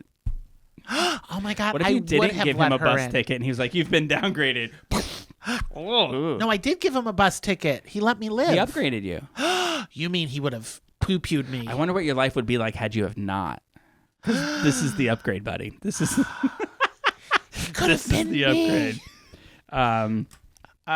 Yeah. So they don't get to play in the first game. They get to cheer on the other players. Then this is where they dress as the little computer chips. So and they can still be voted out. I That wanted to seems say grossly this. unfair. Yeah, it does, but that's just the way the game goes. It's interesting. You think things are going one way, and they'll throw in his ways. That's why the motto. It seems unfair for my little Marine. Right, I It agree seems with fine you. for the other one. He's adorable and he's really kind. He's not going home. the first week. I love It's not him. going to happen. No. People are going to like him. He'll be around for a while. But I wrote this down. It was funny to me because Chelsea was talking about how Matt was pretty. And she said that he was pretty because he had all of his teeth. Oh my God, I did write that down. And I was like, girl, what? Wait a minute, where did I write that down? Because I was like, is that where your bar is? He has all of his teeth, so he's pretty. And what circles? What circles are you traveling in where like that's Chelsea, where that's girl, come that's on. not something you're used to? Raise your standards. All your teeth is good, but And then I wrote again, Angela's crazy. yeah. So then they're all sitting around. Okay, so here's another element to the show, is that every week there's a group of people that are called have-nots. And the have-nots sleep in the have-not room, which are really hard beds. Hold on, I have to find that. I have not questions. Okay. Because I was like, I don't understand this. But keep talking. I'm going to find my and, has and, not and questions. sometimes like there'll be competitions, and if you lose the competition, then you're a have-not, and then you have to pick other have-nots to go with you. here we go. So here are the rules of the have-not. You have to sleep in the have-not room, which usually means the lights are on all the time, and it's a rock-hard bed, and it's very uncomfortable. The other punishments are that you can only take cold showers, and that you have to eat slop. Now, slop is it's like what it sounds like. It's this kind of I think I looked up a recipe once because I was like, I want to make it and see what it tastes like. But it's sort of this like oatmealish thing that's just full of what the sustenance that you need, but it is a bland, gross thing. And Is it hot or cold? It's. I think it can be either. Okay. But it's all you can eat. That's Ooh. all you're. No, that's all. 0 points on the slop. That is. It is not 0 points. But you can't eat anything else. Which is why okay, they're that's all one of my pissed questions. off at Julia, at Timu, because Timu knows that they're all on slop and walked outside and was like, breakfast is ready. Do you guys want anything? And they were like, F you. Okay, so they asked in the beginning for volunteers to be have-nots. Right, which And they typically do for the first go-round of have-nots is they ask for volunteers. How long are you a have-not for? For a week. For 1 week. Does everyone during the course of the show have to be a have-not? No. So why would you volunteer? Because you like I volunteer, it means you don't have to do it, and now you'll like me and say So that's once a you nice do person. it, you don't ever have to do it again? No, that's Okay. not true. No, that's that is not not true. true. You could be a have-not the whole time. Then why would you volunteer? But you're just that for the first week, and Yeah. then there will be competitions, and if you keep losing them, then you might end up a have-not for the whole Now, time. I don't know if It they've is- done this I don't for think 26 years. Nobody has ever been have-not for the whole. Oh, they've the done whole this time. for 26 seasons. So they instantly got 4 volunteers. Do they always get volunteers? And if you don't get all the volunteers, how do they pick the have-nots? It's never happened that you don't, because I think they just stay in the room until there's 4 volunteers. Oh, all right. Yeah. Yeah, and super fans of the show like know this is coming, and they're like, well, a I'm gonna couple go of in the and do people it. who were like, I'm super, like Quinn is a Yeah. super, he called himself a super fan, and he was like, I already knew this was coming, and I'm gonna get in people's good graces by volunteering. And I was like, maybe that means everybody's gonna have to eventually be a have-not. It's likely that you won't be a have-not the second week if you're a have-not the first week. So, and it's also likely if you're a have-not the first week, you're not going to get voted out. Okay. So you just volunteer, you go through it, and then the next week you're getting sleep, you're getting good showers and food to compete to stay in the game. Okay. The other questions I have, they have like a seating area in the bathroom, and there's people who are showering while they're sitting around. Is there always people sitting there watching you while you shower? Not always, but it's one of the option. main rooms. No, I mean a lot. Yeah, a lot of times it happens because they're just sitting there showering. You can't see their naked body. Sometimes there's multiple people in one shower doing weird things while other people are. That's are out. allowed? Yeah, people can have sex in there. It's you'll be in there for 90 days. Do you think somebody's not finding a corner? I don't want to go into details, but I could easily go 90 days. There was a Let's just say I have gone. well, 90 but days. I'm Plus. 49 years old. I could probably go 90 years at this point. But Are the toilets private at least? that is the only place. Okay. But there's a microphone in there. Good Lord! Yeah. So you can't go in there What if to I hide. need alone time? There's so many like that bathroom thing is funny. I get One kinda season, loud. one of the punishments that somebody had was every time somebody wanted to use the restroom, they had to come and tell you, and then you had to go stand in the bathroom and announce that they were going to the bathroom. This is so ridiculous. It's awesome. Angela's doing too much. I wrote that. Yeah, she's crazy. Tucker, Matt, and Cam are hot. I will add Marine to that. What is Marine's name? I should call him by his name. The Marine. Cedric. Yeah. God, I love him. Also, I love how they like get in little corners and then they whisper, and then when someone walks in the room, they're like, "Oh," and they're like, "They know what you're doing." You're acting like you're. Oh, I can't believe I packed this bag. What's funny is it's always Angela they're talking about, and then she walks by and they'll all get quiet. And she's like, "What are you talking about?" Like, yeah, people who do that. If you call somebody out on it, you don't do well in this game. Yeah, she's not gonna do well. Or if you're like the most hated person, sometimes it's beneficial to be the most hated person because they're like, we're going to keep you around because everybody hates you and they're all going to come after you and not me. So I'm going to let you stay this week. So next week, that makes sense. And then they end up staying until the so they told the whole house who the two downgrades were, but they only told the two upgrades who the upgrades were. Right. And I'm going to tell you, the powers that they got are insane. Well, that I have questions about because I didn't understand a damn thing. So Mackenzie got America's veto. Yeah. I don't know what that means. This one's kind of okay. It just alludes to the America's player thing that happened earlier that I was talking about earlier. Yeah. Is that so the head of household nominates two people. So let's say next week or this week that Mackenzie gets nominated. Well, she can use America's veto to pull herself off the block.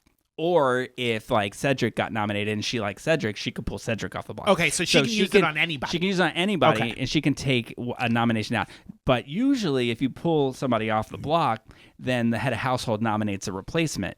Not this case. America votes for the replacement, and so that's an interesting twist. And she'll have that for 4 weeks. Yeah. So she's safe from going home for the first 4 weeks, which is a big deal. So she won't use it, and if she's smart, she won't tell anybody that she has it because that was the downfall. Other thing, because the other one Quinn got. Yeah, and this is a huge instantly told Angela, which I was like, I don't know much about this game, but I feel like this is a bad move telling anybody. Not really. I mean, so he didn't tell her right away, and there's a reason he told her, and I get why. But so he got deep fake HOH. Explain what that is. So deep fake HOH means say somebody wins head of household, then he can take complete control of their head of household, where he will nominate who the people are, but nobody will know that he did because they're going to make a deep fake video of the head of household announcing that those are the nominees, and everyone's going to think that's who. I like that one. That's a crazy one. That is insane. So I dig that. If I was Quinn, I'd make a sex tape with my boys and then have them show the tape with a deep fake of whoever the head of household was.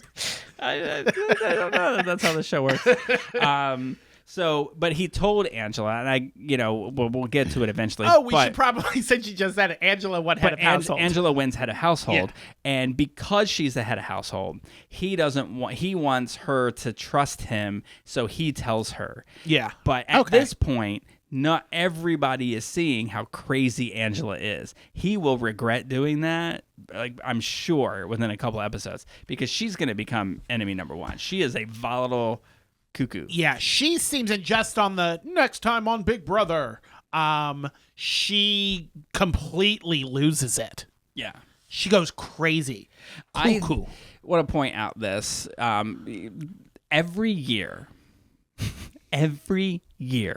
day one, all the girls in the house, or the majority of the girls in the house, get together and talk about forming an all-girls alliance and how they're going to get all the guys out. And they mentioned that earlier, and they're like, it never works out. Ever works out. I'm like, so I wrote, shocker, girls rule the house again. And then immediately after that, one of the girls says, well, I'm not making any promises. I'm going to see how it goes. Yeah, because you're not going to.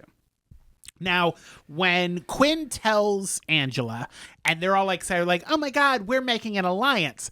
Do they often come up with team names? It's a big thing. Oh, okay. It because is a big Angela deal. says, because I guess she does finger guns, and she's like, can we be BB guns? Has anybody ever been BB guns? And I was like, I don't know if this is a thing, Angela, but you sound ridiculous right now. I got to tell you, as a fan, that's a pretty cool name. And because it's not been used. But it's like, the best group name was the Cookout, and that was the year that I that heard they had you and a lot. Ryan talking about this. Yeah, so there had never been a black person had never won. And they're usually, like I guess Big Brother for a while was about tokenism, which I think they're still that way with the queer community. Yeah. It's like, oh, there's a gay guy in it. I mean, maybe you're going to find out later that somebody else is, bisexual, or I don't know. But there was like tokenism, so the most you would have is like 3 black people in a thing. But this season, it was maybe 6 or 7. If you have 7 people together, they can control the house. So they came up with an alliance, and they just said from the beginning, no matter what, a black person will win. A black person is going to win. And so what they did, it was all orchestrated by this one contestant, and it was a brilliant. Like nobody has ever done anything like this. So they said, all 7 of us, we're going to go out and we're going to make a best friend. And we're going to get that best friend to vote the way that we want, but we're always going to protect the black people. So if your best friend gets up on the block, you're voting your best friend out. Everybody's voting. And so they all had to make that pact. But they stuck to it. And it was weird because like they would get to a point where they even hated some of the people in the Cookout hated each other, but they were like, but we're going to stick to this. So were because, that 7 the final 7? Yeah. Yeah, they all voted out their people. Like, it was the best strategic play. Yeah. Like watching it was brilliant. Which is why the guy the next year got in trouble because he said, I think that there's another black alliance, and so we need to start voting. So they start a white alliance? So he's like, we need to start voting them out, or like people of color. He's like, there's more people of color here than there are white people, and it just it did not land well. And I can't imagine why. And then it was this whole thing, and like he had to come up with all his apologies, and I think he ended up leaving the house. Or he got voted out. He volunteered to get voted out, and he got voted out. You might know who he is. He's like on TikTok and Reels and stuff like that. What was his name? It's Kyle, I think, is his name. Kyle, yes. No, I don't know. I'd have to see a face. Just nobody needs the history. I go into a lot of history because I love the show. So they did the games. Angela got the head of household, yes. And then she had to put up 3 people to be because that's a new thing now is Yeah. that they're gonna that the head of household is gonna nominate 3 people, and then those 3 people are gonna compete to see if one of them can be safe, and then they have the power. Then they have the veto competition, all that. Yeah. So but what happens when somebody wins wins head of household? Everybody in the house goes and has a one-on-one, and they talk strategy, and they're like, who do you think should get voted out, and that kind of thing. So she ends up doing her nominations of her 3. And her 3 are Lisa, who is the chef, who everybody wanted out. Everybody wanted out. Also, when they were doing the like little diary thing when she's talking, and she's like, "It's time for me to start to cook," and I was like, "No, way too many puns. Stupid. You're out. I hope you go out." Yeah. Chemo, which to me seems homophobic to put him up first round, but that's just me. And then Kenny, who seems like a nice guy. But I don't know. He was wearing a visor that had the hair already in it. Yeah, I know. I can't respect that. He was going for goofy. I can forgive it. He thought he was going goofy. But the thing that annoyed me the most is Angela comes out with her little keys and she turns them. And she's like, key number 1. Key I number know, 2. right?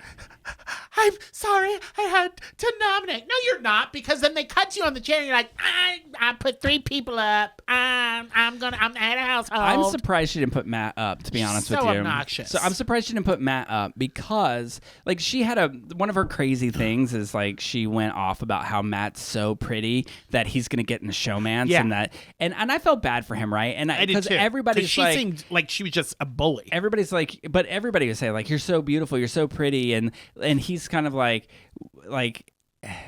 I know this is now stupid to say because people who aren't pretty don't find sympathy for people who are. Like Chelsea even said like, oh, how hard for you. I bet it is. Yeah. I bet it is hard for him. I bet it is so hard for us pretty people. Yeah. It is difficult. I wouldn't know, but I'll take your word for it. I feel so bad for Matt.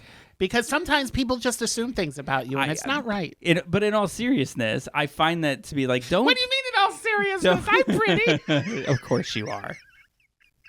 I'm just not allowed to agree with anything you say on this podcast.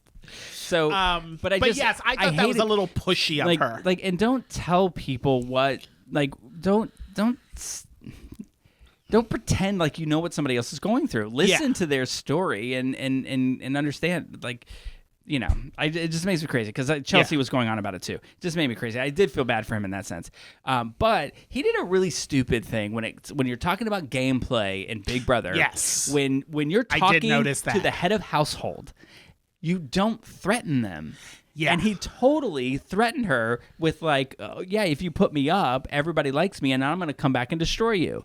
Like, and she's like, and she even said, when you go back and watch this, you're going to regret. You're going to feel stupid. You're going to feel stupid for saying this. And he should. But then she didn't put him up, which doesn't make sense. So I think there's a strategy in Big Brother that happens when a head of household wants to get rid of somebody.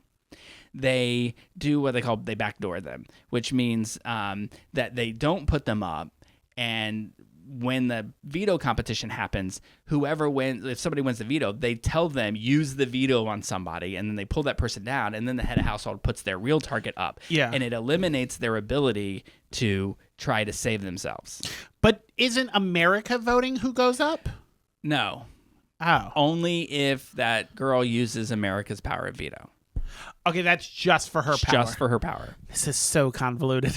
I hope I pick up on this, but halfway through the season, I'm going to be like, I don't know what the fuck's happening. You thinking it's convoluted reminds me so much of the episode of Friends where Joey was going to be a let's game show host. Bamboozled. Yeah.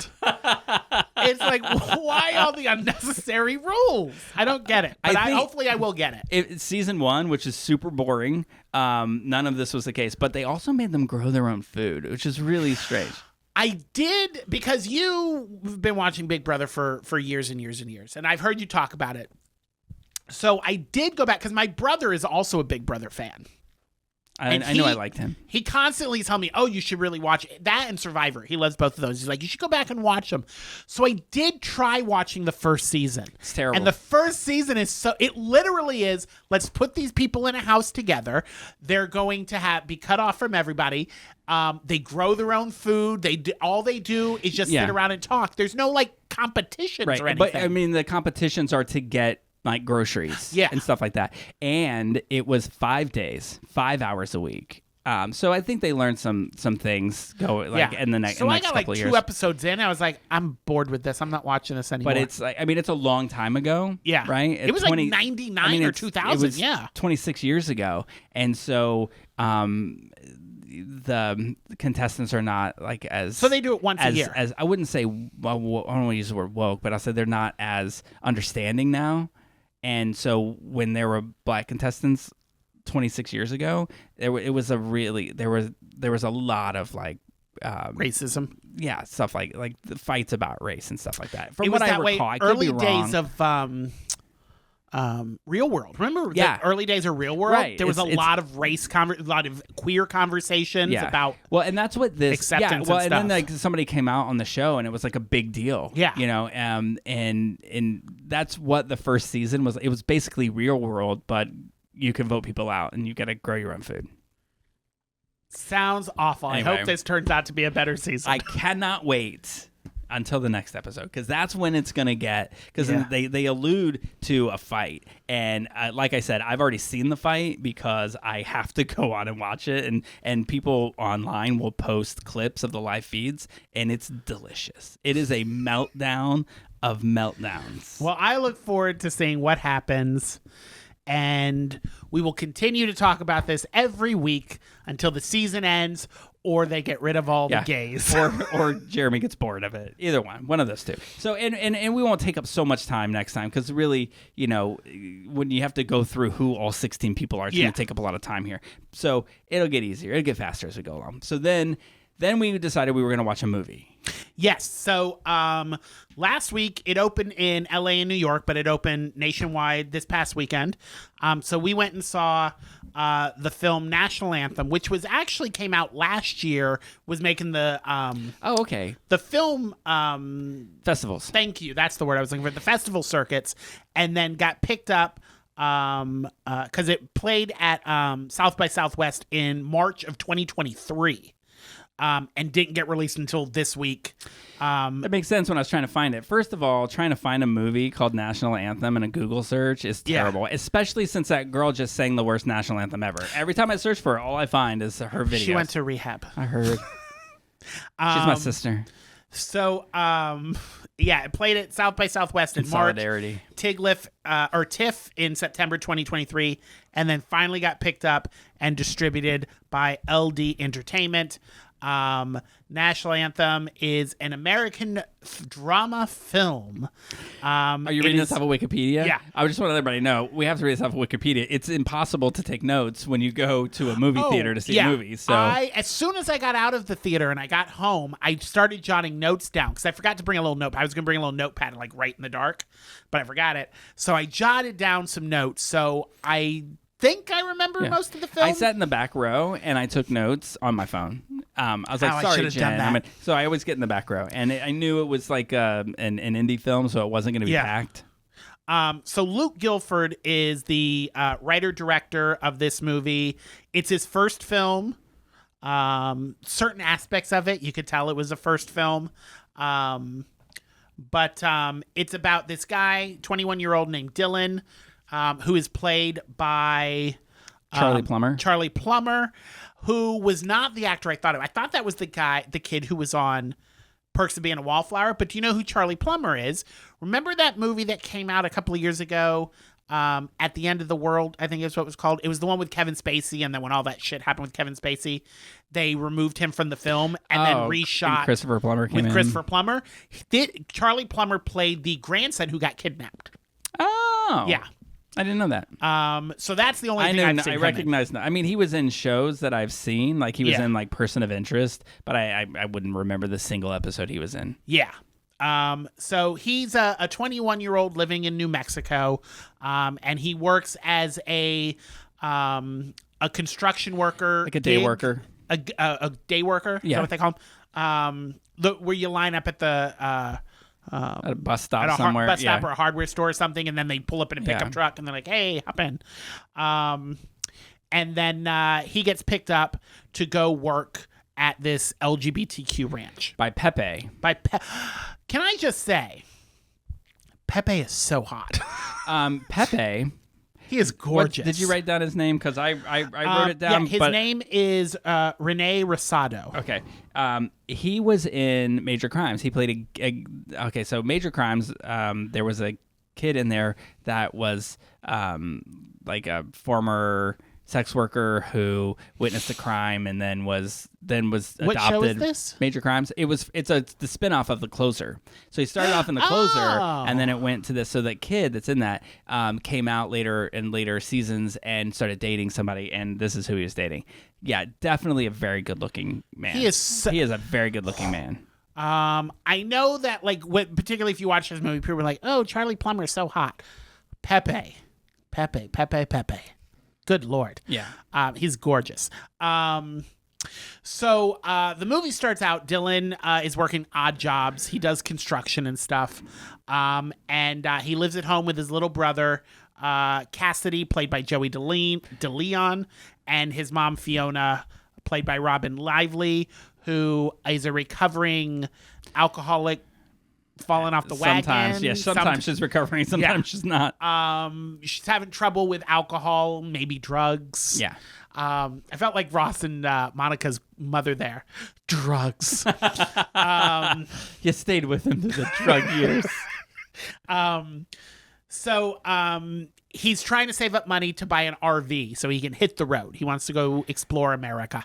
Yeah, he wants to get the hell away from his hell mom. away from his crazy mother. Yeah, because she's like an absent mother. Yeah. And he's raising this kid. He takes care of his brother. Who's got needs. Like, he's got reminds ear me infections. Of what's that movie we saw with the lady from This Is Us?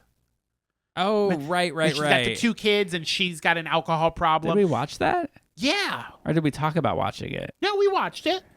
We talked about it on the podcast. I don't know. I mean, I have a vague memory of it. But it's kind of the same thing. The mother has an alcohol problem, so the older brother is raising the younger brother and dealing with his mother's problems. So he's outside of this, I don't know if it was a bus stop or like a Lowe's or something. And Pepe, drives up in his pickup truck. Oh, can I? Yeah, go ahead. Just to say, they show him at his construction jobs, and the other construction workers are talking about like overt sex acts. Yeah. And so he's sitting by himself eating lunch, and they were like, "Oh, be quiet." This is such a terrible line. They said, "Oh, be quiet around him. Pretty boy doesn't like him when you talk about pussy." I was like, "Oh my god, that was like the first sentence of this show." So they never Sorry, Mom. explicitly say Dylan's sexual orientation. But he does kiss Pepe like a professional. The scene when they have the three-way. Yeah, but I think that was sometimes you wonder if that's just the means to an end. You know what I mean? But so anyway, we'll get into it. Yeah. So Pepe picks him up and takes him. He's like, I need a couple of some workers for 2 weeks worth of work, and it's this ranch called the House of Splendor. Fantastic name. Yes, and as he's pulling in, it's got a flagpole at the front, and it's got the LGBT flag blowing in the wind. It's a queer ranch, which seems fantastic. I would love to work on a queer ranch. Yeah. Sounds like a lot of fun. It is. Yeah, it really is. Seems like a cool place. Yeah. So Dylan gets to work, and as he's working, he sees off in the distance this beautiful woman on a horse, and he just instantly becomes infatuated with her.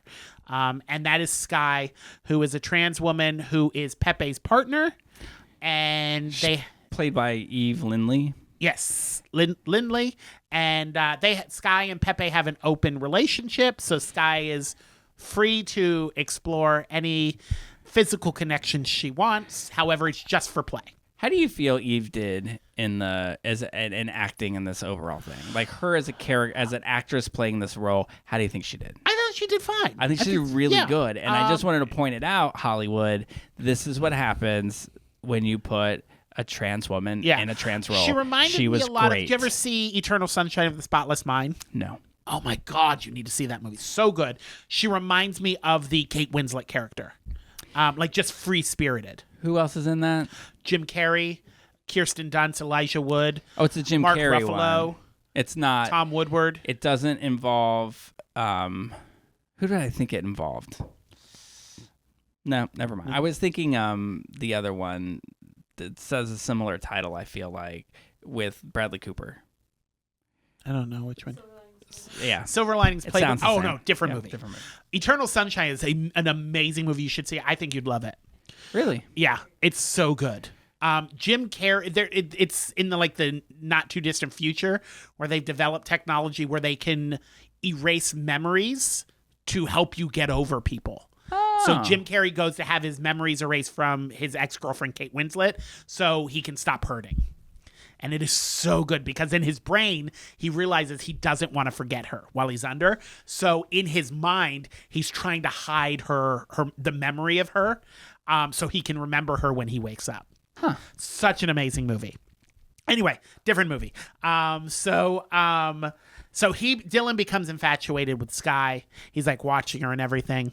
And then Dylan goes to, I don't know what store it was, like a Walmart-like type store. Yeah, it's a big box store. And I feel like, yeah. He goes there, and as he's shopping, all of the folks from the ranch, Skye and Pepe, and all of the misfits, we'll call them, come in. Yeah, I do want to point out one of them though. One of the misfits is Carrie, and that's played by Mason Alexander Park, and they are the actor that was in Quantum Leap. They were the like the analyst thing, a non-binary. The new one or the old one? The new one. I didn't watch it. And I love them. They're so great, and especially in this movie. But they're one of my. I just really like that character. Incidentally, the woman who plays the mom, the alcoholic mom, Robin Elaine Lively, she was in an episode of Quantum Leap, the original one. Oh, it's Quantum all Leap connected. Homecoming. It's all connected. I bet Sam Beckett had something to do with it. So, and then here's the thing Nobody that gets that because that's the main character's name in Quantum Leap. Anyway. So something that I felt odd about this show is they're like walking around, trying on clothes, eating snacks, putting makeup on in the middle of the store. Like, who does that? Like, it's very weird. They're like sitting in the middle of an aisle and they're like eating snacks and putting makeup on each other. It seems, I feel like an employee would have come up and been like, hey, you can't do that here. Yeah, you got to pay for that. Yeah, you can't just live here. You can't live your lives here. I will say though, as Dylan's walking through the aisle, and then Sky pops out, and she's like, "What are you doing?" Scared the shit out of me. In a quiet theater, I'm sitting there, and she jumped out, and I was like, "Oh God." And I am not happy that I embarrassed myself. Thanks, Sky. How many people were in the theater? Probably about 8 or 9. All right. So they're hanging out there, and then Sky or Dylan goes to leave. Sky walks him to her car, or to his car, and Sky invites him to the rodeo. And he said something. I wrote it down here, and now I don't know where I wrote it down.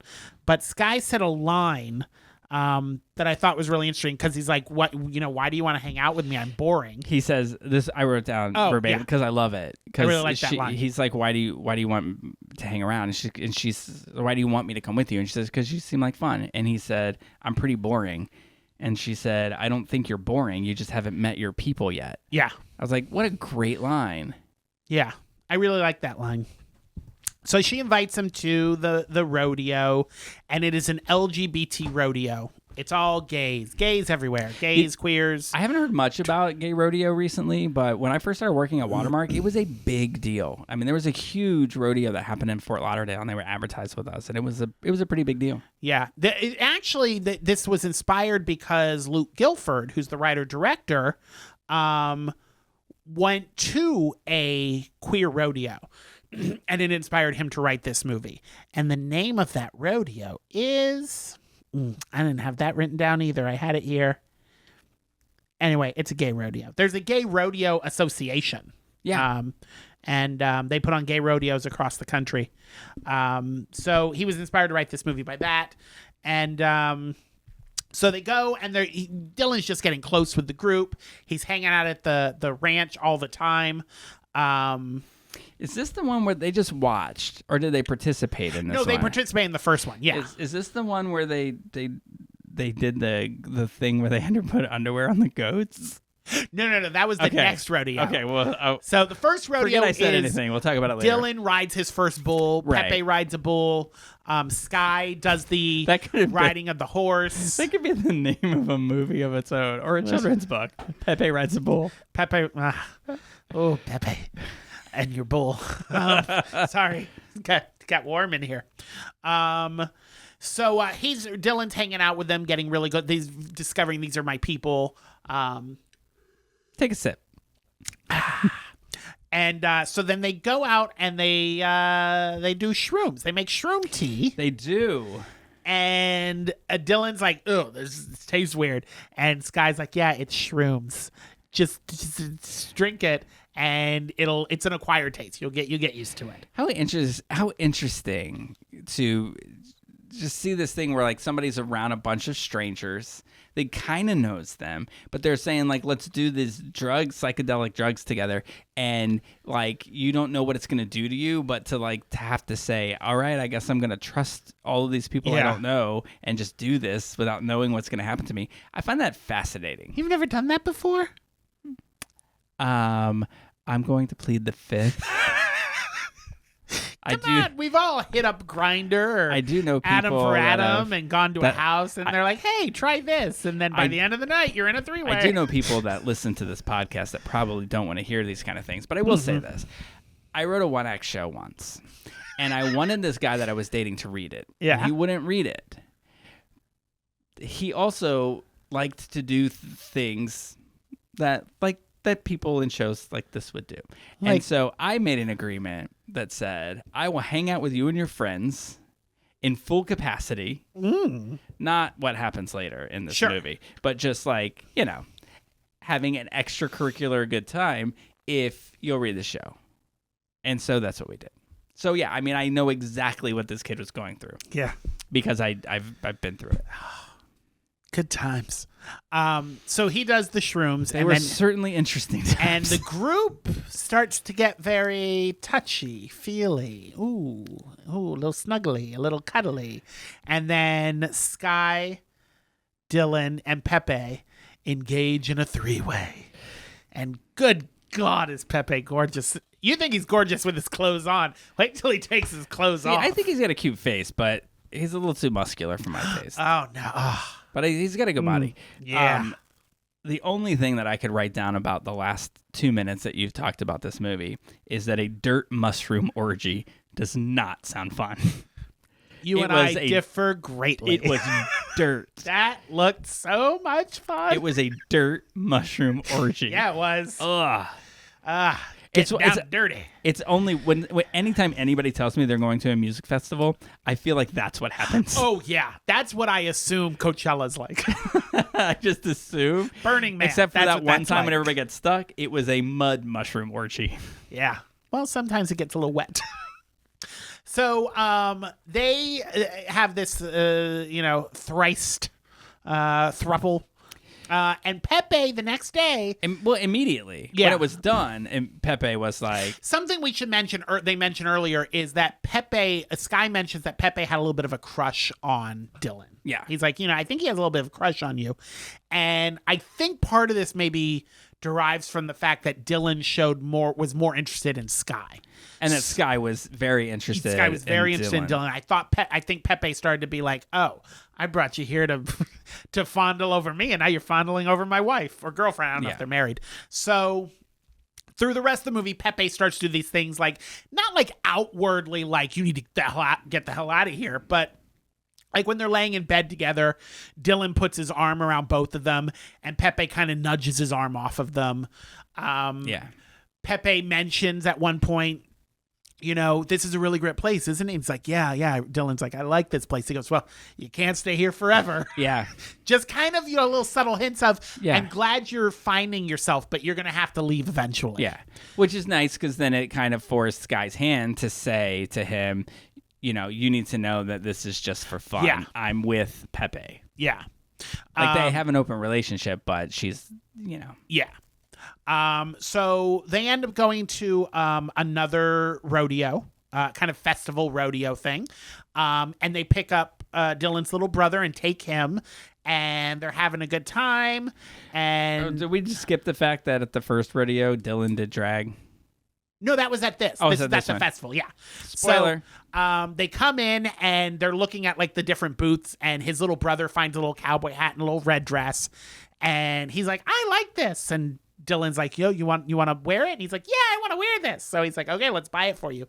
And the group all looks at each other like, oh, he's expressing who he is, and they're all excited about it. And then that night is a drag show, and Dylan is participating and sings a Melissa Etheridge song. He looked good in drag. Yeah. Yeah. Except he does drag like Courtney Love. Oh, the dancing was atrocious. Oh, it was atrocious. But he looked really good. So,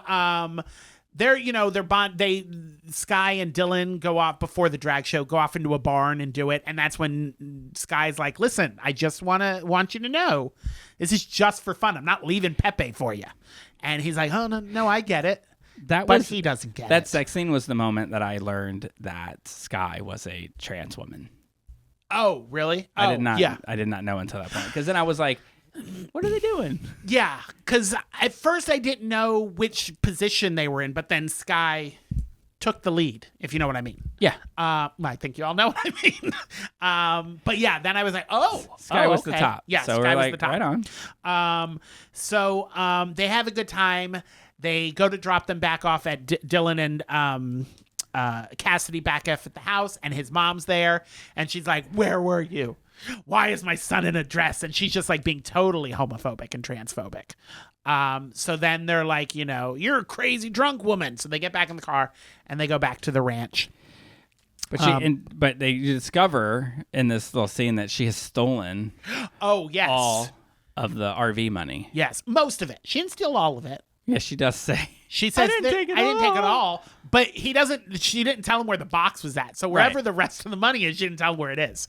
So him and Cassidy go back to the ranch, and they're staying there until they figure out what they're going to do.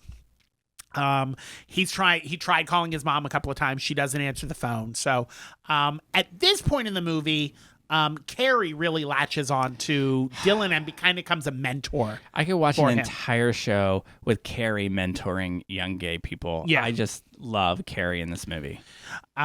So Carrie's kind of, there for them and, becomes kind of like this rock for them. And so Dylan is hanging out with Skye, and Skye has this horse that she's had since like she was a child. She's like this horse is family to her. Yeah, and it's called Cash, and she competes. Yeah, she on competes this at the horse. rodeos on Yeah. the horse. So Dylan's like, "Can we go for a ride?" And she's like, "Yes." I sort of that. He says, "You want to go for a ride?" And she's like, "Okay." And then the very next scene, it shows them on a horse, and I was like, "Oh."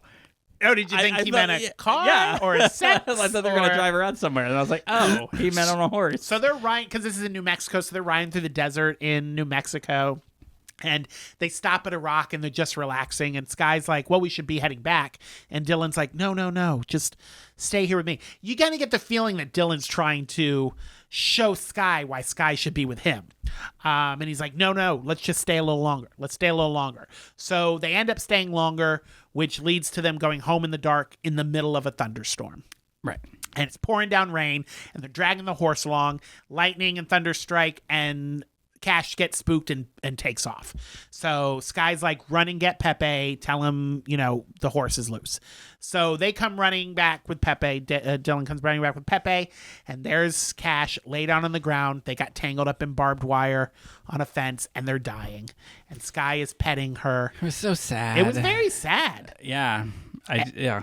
And Skye's down there crying, and Pepe gets down there with her and is crying, and Dylan's standing there, and he's like, "I fucked up."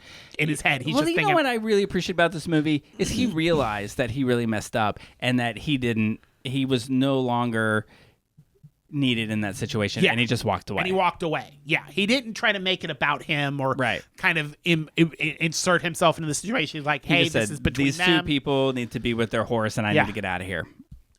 Or, and just hear me out, he said, "My work is done."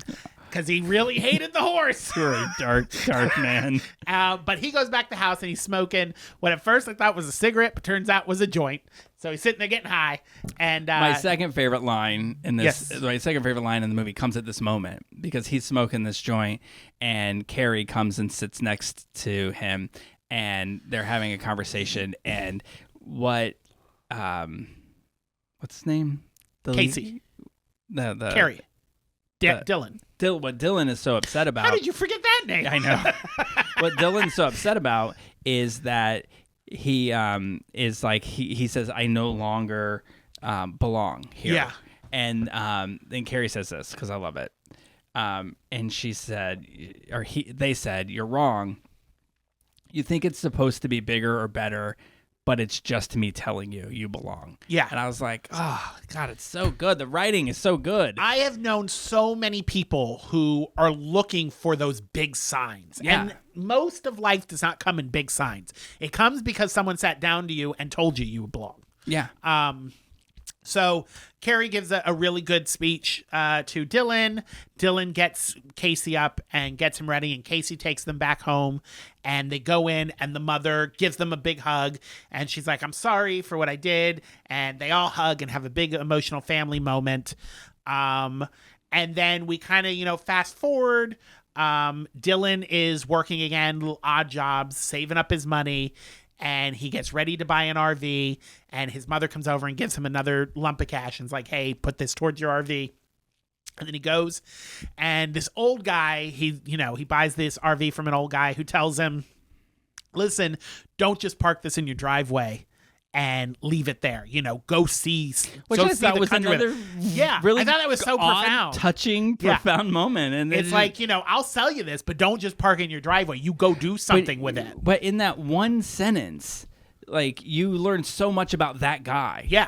Like, that guy, like, his whole backstory is that he I want had to some see great a memories. spin-off Right. of his life in the RV. And how it must have hurt him to realize that he had just hit a point in his life where he can't just take this out and do this, but he wants somebody else to experience. I just loved it. That's great writing. So Dylan gets his RV, and before he heads out, they didn't address this, but did you get the impression like he's taken Cassidy with him? Yes. Yeah. So because like, yeah, I mean, totally why got is that he impression. not in school? And also, the mother seemed to not be fighting it. No, she knew she's got work to do. I feel like he was homeschooled, and I feel like there were some issues there. Yeah. Or there were ailments that he might had. be special needs. Yeah, clearly, the mother was neglecting those special needs, and Dylan had to take care of him. So but they never said it. Because actually, when he talked about it at first, he talked about leaving on his own. Yeah. But at the end, it was like, no, I'm going to take. Yeah. He goes, get your seat ready, because he's taking him with him. And then the film ends. Dylan and Cassidy and his mom, all three of them go to the gay rodeo. And there's this really great rendition of the national anthem sung by it was so drag good. queen cowboy in a cowboy hat and a long ball gown.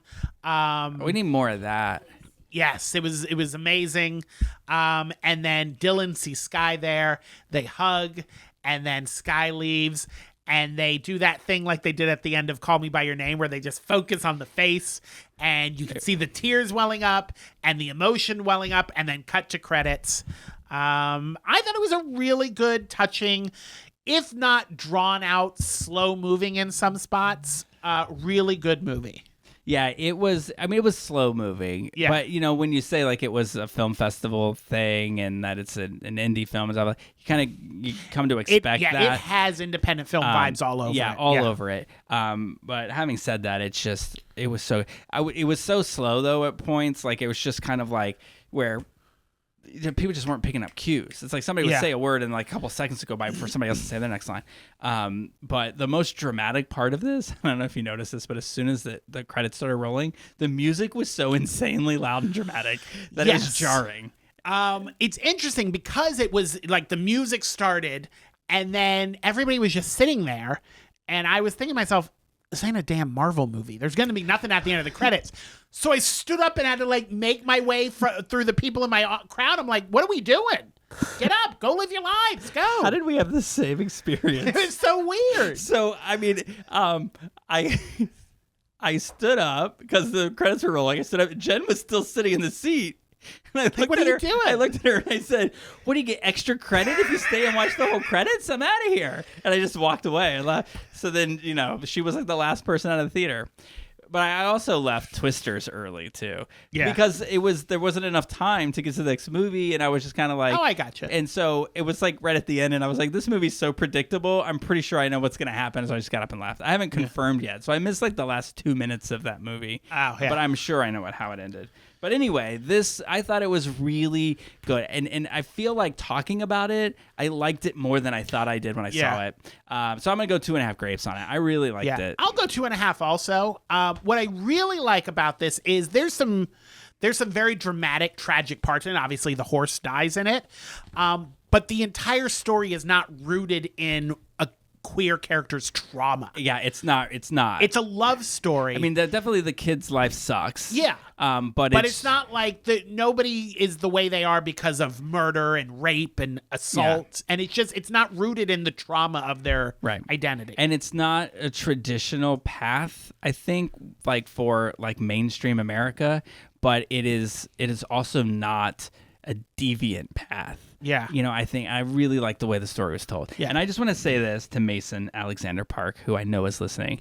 Please do more shows. Please. Yes. I want to watch everything that they do. This character Carrie needs an entire trilogy of movies, an entire sitcom. You could do something, like a 30-minute, really highly dramatic show that will win all the best comedy awards from the Bear. Yeah.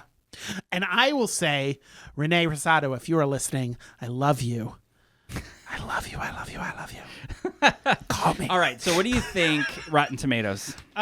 This is definitely the type of independent movie like critics love. So I'm going to say critics gave this like a 92. Audiences, here's the thing what's interesting with these movies is audiences on a mainstream level, just because of how attached it is to the queer community, might try to review bomb it, but it's an independent film. So I don't think enough people have seen it or even know about it. So I think the people who reviewed this probably are the ones who sought it out and liked it. So I'm going to say the audience liked it, 88. Would it change your mind if I told you it had 50 audience reviews? 50? No. I would Okay. say that it's probably higher. There were more than 50 critics, and Yeah. you were right. The critics liked it. Dead on 92. Ooh, all right. But will this change your opinion of it? Oh no! I'm gonna read you one of the reviews. God bless it. Just because I was like, why didn't it land here? So So I went back in and said, of the 50 reviews, I don't know how to see more than what the one page will show because Yeah. I don't see like a next page on the reviews. They were all 5 stars except for this one, which was 1 star. And it says, so many 5-star ratings by people who need a worthless piece of media to affirm their poor life decisions and very likely daddy issues. Ugly actors too. I will fight that motherfucker. How dare you talk about Pepe like that? So that is clearly, like, you can tell That's with a the review bomb. poor life decisions. That's a piece of shit who didn't watch that movie. Right. Poor life decisions is basically, they're just slamming the queer community. Is there a name on that review? I didn't. I just copied the actual review. I didn't. Motherfuckers. I think it's. I will find you. I think it's Jim. I have a very specific think set it's of skills. Jim I will find you. Maybe Jim from Gulfport. I'm just kidding. Just kidding, Jim from Gulfport. Okay, so what were the audience? Because you said most of them were 5s. 65. 65? Yeah, isn't that surprising? Fucking haters. So it had to have been review bombed. that has to be review bombed. Yeah. I mean, I feel like if people gave it like an 80, they might say it's slow, but it's a great story, that kind of a thing. I can see it in the 80s, people being, because like the independent films like this they're usually not big feel good movies for mainstream. They're, people who watch this are watching it on kind of I'm a film nerd and I really like the cinematography, which the cinematography was great. It's I don't know. The When New she Mexican said- desert. It was beautiful. When Beautifully shot. When there's a scene in there where they're just looking out when they go on the ride on the horse and they're looking out and like, isn't it just beautiful? And I looked at Jen and I said, is it? It's like dirt orgy. Just something about the open desert. There's something and I love the way deserts are shot with like shadows and with the sun behind it. It's very Lawrence of Arabia. I love it. All right. Well, we have reached the longest podcast that we've ever done, so we're gonna stop. Yes. Before we hit 3 hours. All right. So, thank you all for bearing in with us. I promise, next week we'll Big be back Brother. with more Big Brothers and it other won't be stuff. so long. But next until time. then, the cork is back in the bottle.